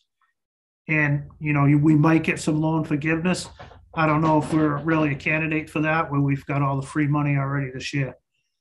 That being said, the design and the engineering would have to be bonded out of a separate bond, not the SRF money, which would probably be, I don't know, I don't even know what the number would be, 1.5 million maybe. But we have to have an avenue right now where I can go from town meeting. Actually, this is going to be in a special town meeting in both towns, where that money will be available to us now, and we can basically move forward. We have to, the plan for the Hingham Street Reservoir right now is DEP is requiring us to have 6 of these pressure vessels that are 20 foot in diameter by 12 feet high. In order to do that, naturally, they have to be in a separate building. So basically what we're doing is building another treatment plant beside our treatment plant. It'll go through our original treatment process. It'll be piped into the second treatment plant. It'll go through the PFAS process. Then it'll go to the customer. So basically we're looking at building a half a treatment plant for $26 million. And as far as the Myers Ave, they're requiring us to have 2 filters. Right now we have one of our 4 sand filters acting as the GAC filter. We will put that back online as a sand filter. We installed 2 new filters in an addition to the building we have down there now. We're hoping to incorporate that with the project the $2.24 million we got to upgrade well number 4 and the clear well. We're hoping to do it all in one project, number 1, so we're not disturbing the neighborhood in 2 different projects, 2 different years. This is not a short-term project. We're probably looking at 3 years. Right now, if we ordered these vessels today with supply and demand, naturally every town's running down this path. We're actually early on the path. We're actually ahead of everybody. Right now, they're talking 20 weeks out just to have the tanks delivered. So as long as we have the borrowing okayed by town meeting, DEP will, work with us and let us, our goal right now is to get 2 of these pressure filters up and running at Hingham Street within this year to, as a temporary, we call it phase 1, to get PFOS removal, and we can still use the treatment plant, get clean water out of that treatment plant, and then naturally we can move on the final phase. The good thing with the 6 filters we have to buy, if we purchase the 2 now for phase 1, most likely we'll be able to use those when we do the final phase. So basically that's it in a nutshell. If anybody's got any questions. I have a question. Joe, the infrastructure money that would come down to the state. Yep. What are your thoughts on that helping out the water department? So right now, we've actually had a conversation with Sonia and Scott this morning. For phase 1, to buy the first 2 vessels, we are looking to get some of the ARPA money to match from Abington and Rockland to help us with that. Unfortunately, if we get the permission, there's not going to be $26 million of ARPA money. Right. But with this, in order to get the SRF loan, if we get okayed for this project, ARPA money you can't use when you have other funding sources, is the way I understand it. Okay. For this particular project. We could use it for, the 26 million is the final project. We could use it as basically a stopgap, immediate fix for PFOS is what we're going to apply for through Plymouth County. Immediate PFOS removal at Hannigan treatment plant. We are, going down that avenue. And like I said earlier, the federal government is now really looking at this PFOS, and they're really looking to throw money at PFOS projects themselves. So we are pursuing all these right now. If we have the borrowings, we're looking for 26 million.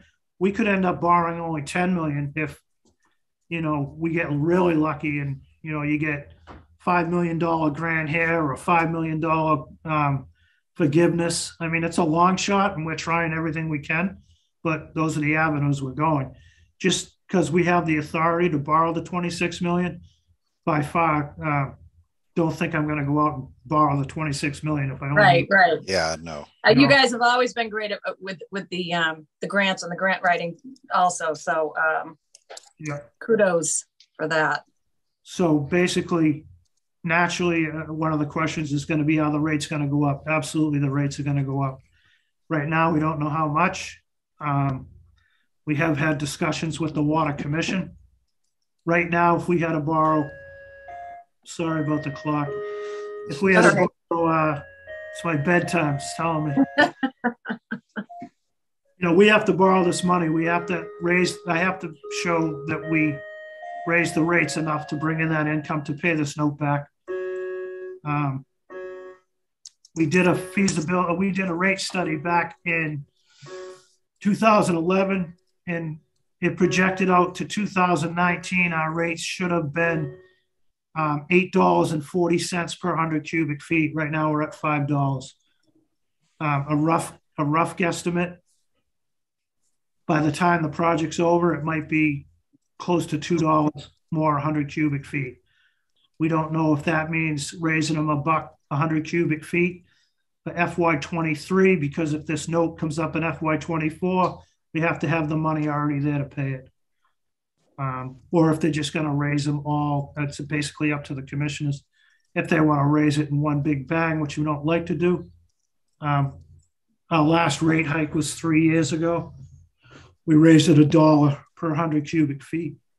And theoretically, by industry standards, we should be raising it in little increments each year just to keep up. And it's never been done that way. So there will be an increase. If I had to guess off the top of my head, not even, I would say maybe $30 a quarter to an average house. So you're probably talking, over 100, maybe a little over $100 a year. And Joe, would that change, the outlook of that change with ARPA money? Not with ARPA money, the outlook would change. This is the worst case scenario if we had to borrow the whole $26 million. Gotcha. That's what I'm basing it on. Okay. We only have to pay back a note of $15 million. That should be almost half of that, Yeah. I have to base it on worst case scenario to get my numbers. Yes. And go from there. Yep. When we first started last April, we priced out 2 of these filter vessels, and I had $375,000 to buy 2 vessels. Now, we didn't move on that because we thought we had a temporary treatment process, which didn't pan out. And right now, with the price of steel and with supply and demand, those vessels are almost $80,000 a piece right now. And so they're going up. And we actually had a meeting with the engineers today. We got 4 different prices on 4 different types of vessels, which naturally we have to include that in when we apply for this opera money. Yeah, the cheapest pair was $490. Yep. And I think it's supply and demand. I think it's price gouging, and I think it's the COVID. But we can only get what we can get. Naturally, everything, especially if we use opera money, it's all got to go up federal procurement laws. So basically, that's where we are there. So, Joe, looking at worst case scenario is the potential for the average household to go for their water bill yearly to increase by $30, or I would say rough guess would be $30 a quarter. So what's that? 130, 60, 90, 120 a year. Okay. That's just a rough guess. Don't hold me to those numbers. No. I just wanted, in case anyone was watching, I didn't want them to.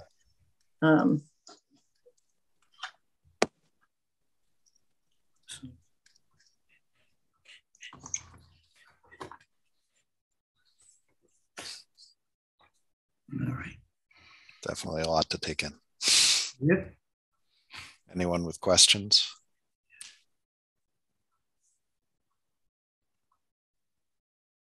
Anything from Scott or Sonia on that?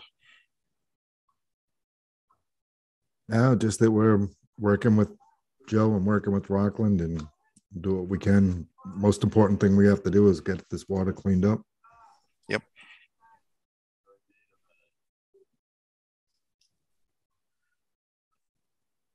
Joe, thank you for your hard work and diligence. These are not easy times, and we really appreciate you bringing us through this. And just thank you.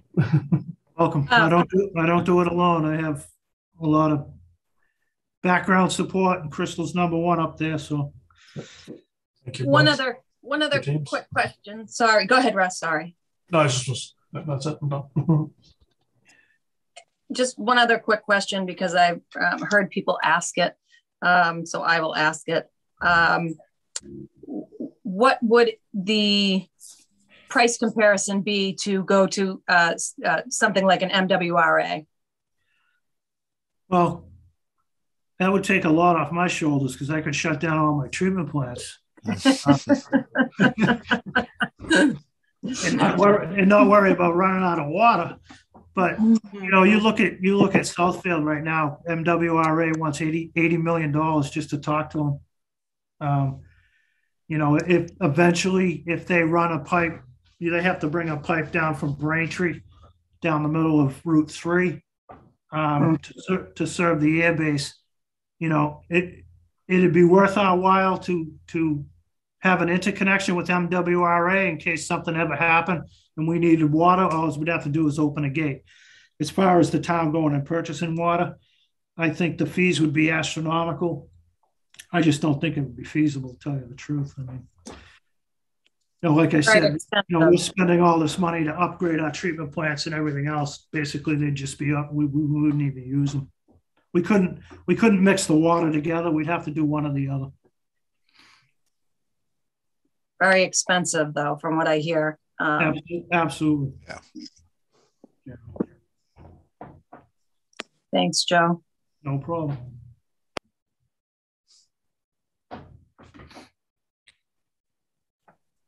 Other questions for Joe and Crystal?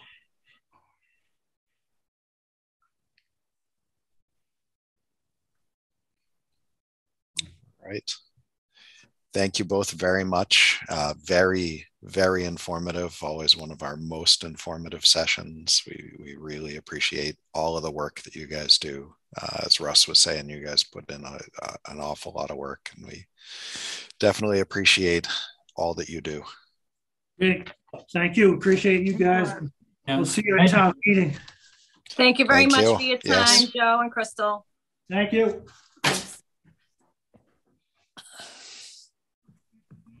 All right. That ends our department head portion of the meeting. Before we move on to liaison reports and any of that, Scott or Sonia, any general updates or anything for us for tonight? Before we get into that, can I just ask a technical question on what the water department just talked about? So to move that what was it, 477,000 and change, that they just need approval from town meeting, but that's just coming from their reserve fund to their operating budget, so to speak. And then the 12 million is a bond initiative, correct? That's going to go through the state where they're going to get the 0 to 2% bond that the town's going to have to pay off over the course of what, like 30 years or something? I believe they're going to do 20 years, but those debt payments will come out of their reserves as well. So that won't impact the town budget. Still needs town meeting approval, but needs town meeting approval. It'll affect the water rates, but it won't affect the town budget. But they're incurring that debt essentially, like on behalf of the town. Yeah. Okay. Yep.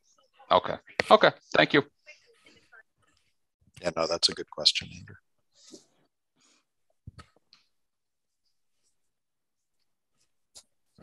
That brings us back to Scott and Sonia.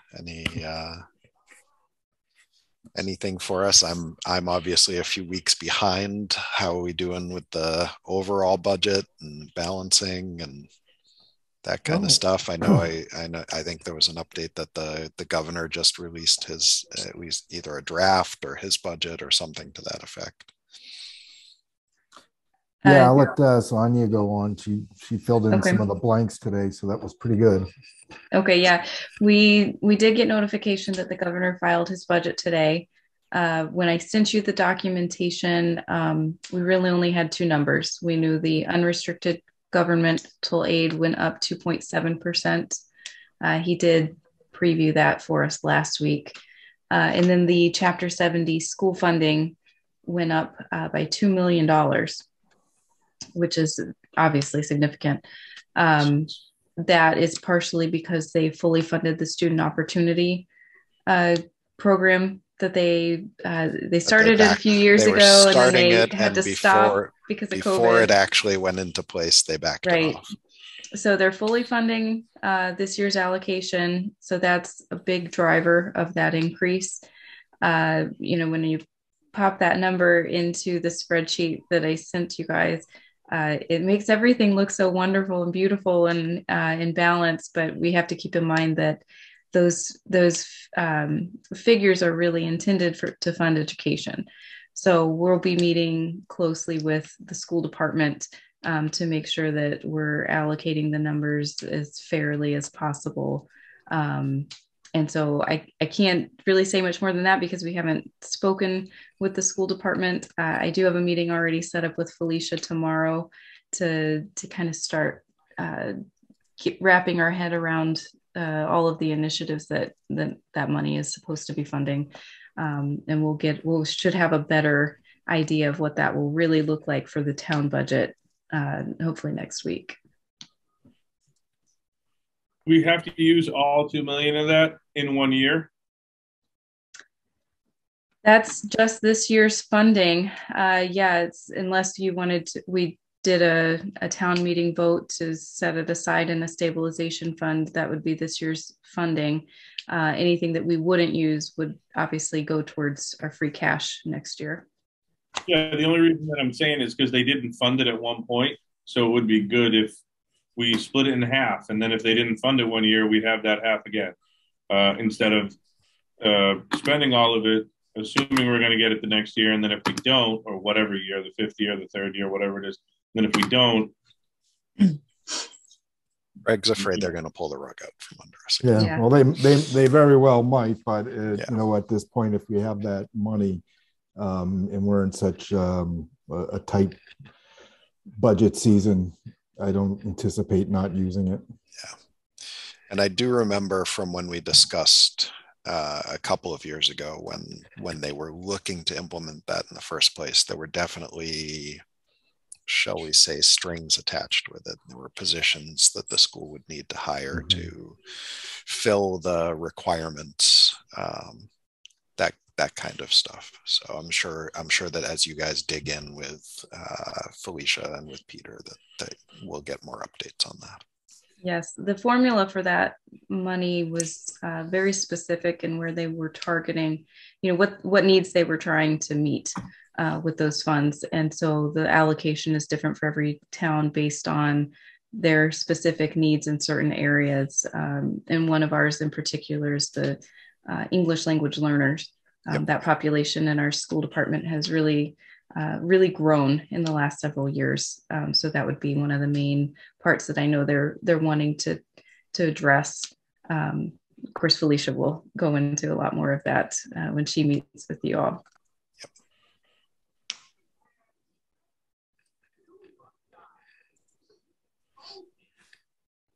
But overall, the governor's budget is good news.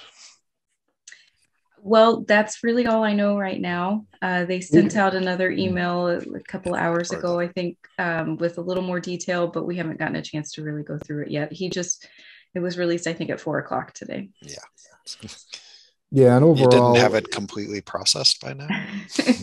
You know, no, with daycare pickup and dinner and teaching a toddler how to draw a stick figure, just couldn't do it yet. Like I said to Russ at the beginning, I think you got to really work on those priorities. It looks like the updated amount is, I think it's 15,837,950 for Abington. The preliminary cherry sheets estimate, they updated that so on the governor's budget homepage. So we're pretty much what you had on there, plus, you know, I don't know what that is, maybe like 90 grand or so. So yeah. Right. Any other updates for tonight? I don't have anything. We're still looking at the expense accounts. We're still working on the health insurance line item, but we think we have that one pretty well set based on the information that we've received so far. I don't see that changing too much.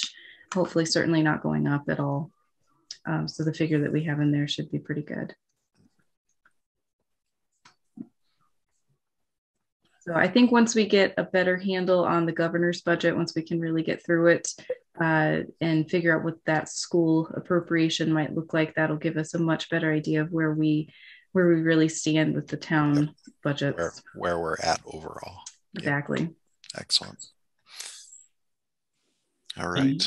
In the town budget, you're still assuming the maximum increase in residential tax, correct? Correct. Is that always the way it is? That, you know, I ask this question every year, and and we the answer are is yes. Yeah, the statute says we can increase the tax levy by 2.5% plus new growth. And yeah, we're not in a position to not use that. I mean, all of our costs are going up at least by that.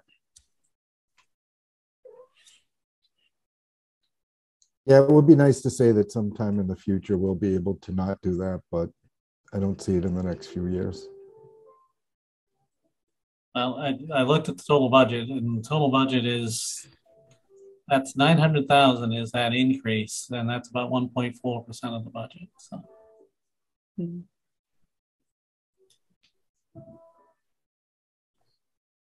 All right. Anything else before we move to liaison reports? Just a quick question for Scott. Any luck with the recording secretary situation? I had not received. I did run it by Deb Libby to see if she would still be interested in doing it, saying that she could do it remote or watch the video, but I have not heard back from her. So I'll check in with her tomorrow. Okay, I was asking on Russ's behalf. Well, no, at this point, somebody will do it for this meeting, and you won't have to do it, Russ. So if for whatever reason Deb can't get to it or do it, I have other staff that would be happy to take it on for now. Great, thank you. It's awesome. Definitely appreciated. Absolutely. So with that, any liaison reports? I do. Go ahead, Greg. All right. I was instructed to get a date from John Stone to do tours. I can't find it. So hold on. The answer from John was any Saturday, other than this Saturday, because it looks like there's a winter storm on Friday or Saturday. Yeah, I heard the phrase bomb cyclone being used, which is a very, very made up sounding phrase, but I think I think the official word is big storm. It's a big storm, and they've been happening for like 100 years. Yep. And now we get everybody out there nervous, but hopefully we get a lot of snow and have some fun for kids. Yeah. So should we toss around some dates? Yeah, he just said any Saturday.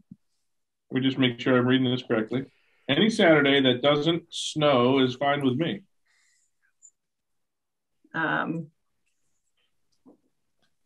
When is February vacation for kids? Because I know people with kids, it would be hard on February vacation. It's actually later this year than normal. Is that the week of the 20th?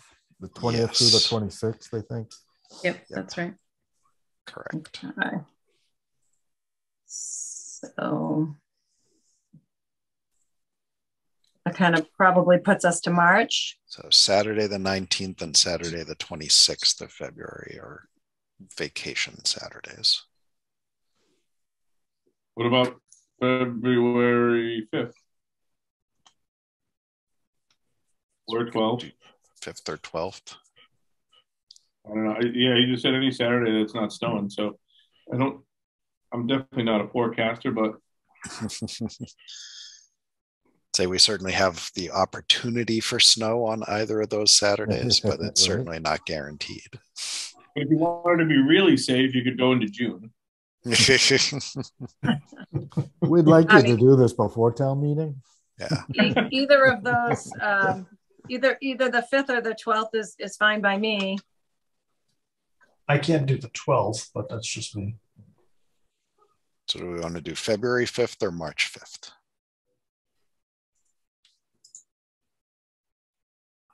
February 5th. February. All right. Book it, Greg. What time of day are we talking? Like 11:30 at night, I think you said. What's that?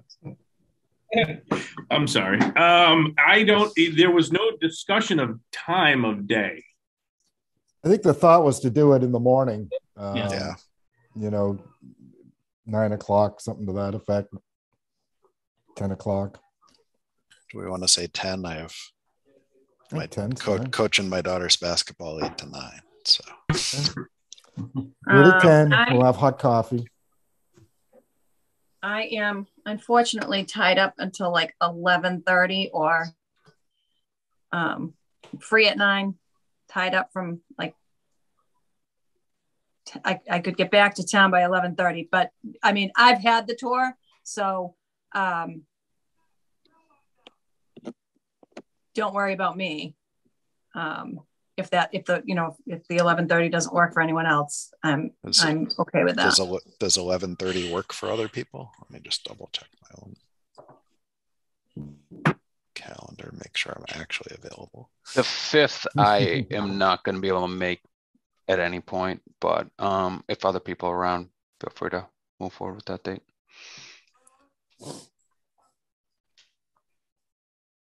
Unless you do something like later in the afternoon and I'll have to have 3 kids in tow.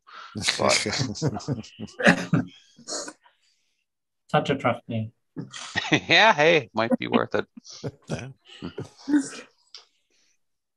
Does 11:30 work for people that can make that day? Yes. Yes.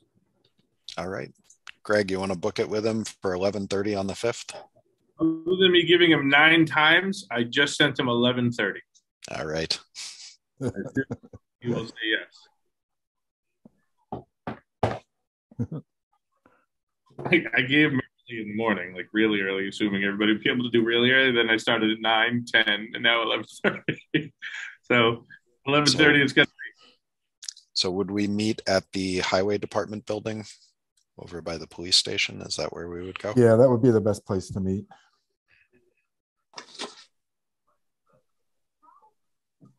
And I guess one other quick update while you're talking about that, we have talked with the fire station project manager and with with John Stone and the fire chief about a possible dual project on the DPW site.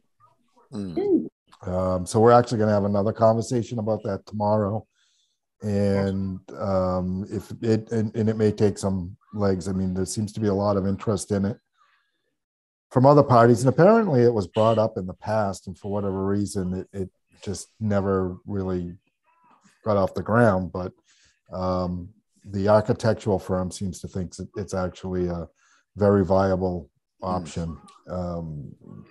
So I'll let you know. I'll let you know how that goes. But it would be nice to be able to co-locate, make a great little campus down there, and then we can.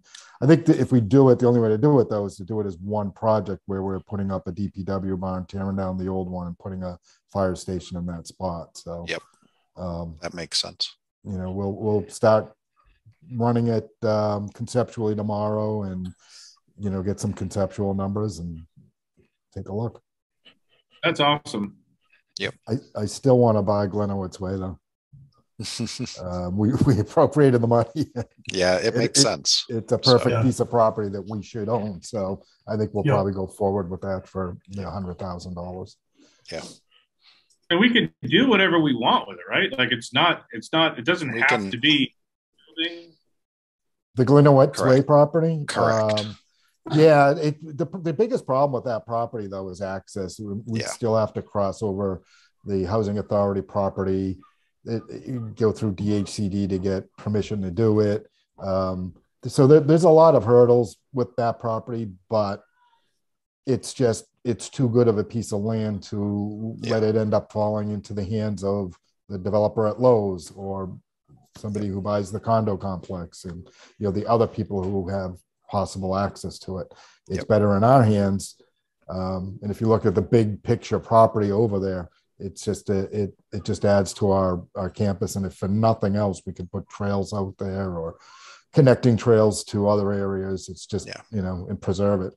Yep. Could we dump the sludge from the water department out on that piece? Oh, okay, well, you're not running for any elected position, apparently. Now we're combining ideas. I'm just, I'm a problem solver. That's what I'm doing. dump sludge near housing complex. Yeah. Russ Fuller. I can't wait to check Facebook in the morning. All right. Other liaison reports. So I'm the liaison for the Board of Health. So a lot of moving parts there. I had spoke with Marty today. We were originally supposed to meet with the Board of Health tonight. I know that's been pushed out. I think it was originally next week. I think they're on next week's agenda. Inspectional services. Yeah, I think we did bump it till next week, and Sonia and I will be presenting the budgets for them in building. Okay. Just as a quick view in old format, not Scott's new template. Find it. There it is. There is our February 2nd agenda. Marty Golightly will not be there, unfortunately. So.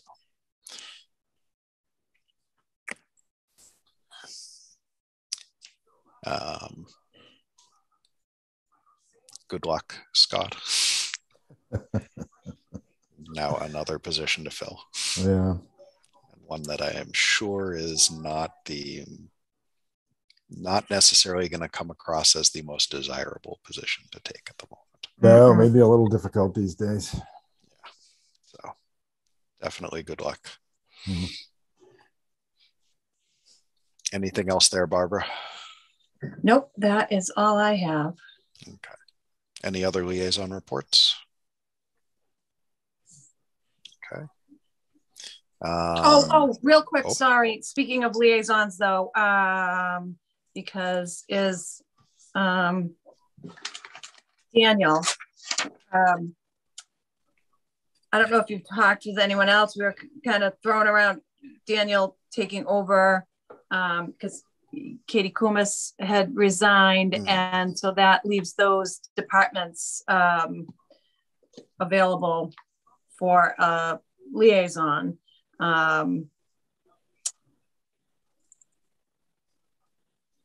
Did you? Yep, hold on. I'm pulling up the liaison document so I can share. I think we had touched on it the week before last. Yes. So we had Board of Health, Inspectional Services. Katie was the lead liaison. And that was her only lead position. Right.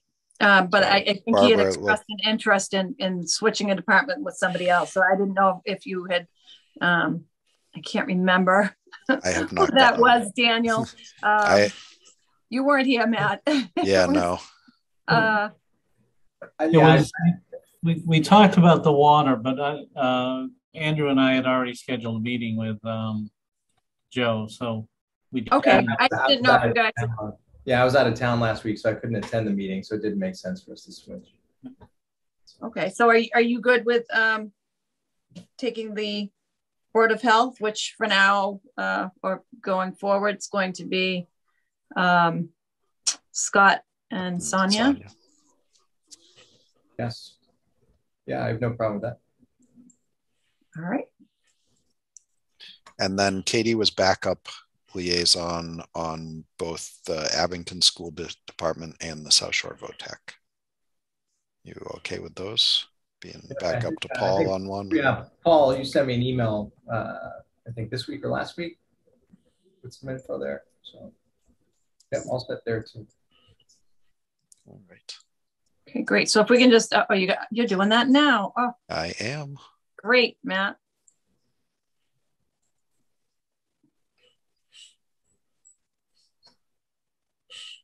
All right. Send those out tomorrow to everybody.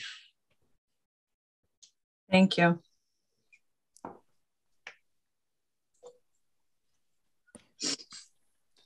There is, to the best of my knowledge, no correspondence. There's no meeting minutes to review as of right now.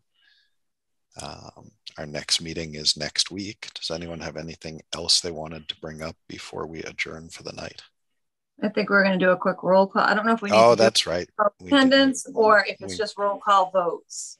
But I just wanted to cover. I know we needed to do roll call votes, but Barbara brings up a good point. We probably should have done roll call attendance at the start. So I will call off who I can see through my windows. Obviously, I am here, Matt Sala.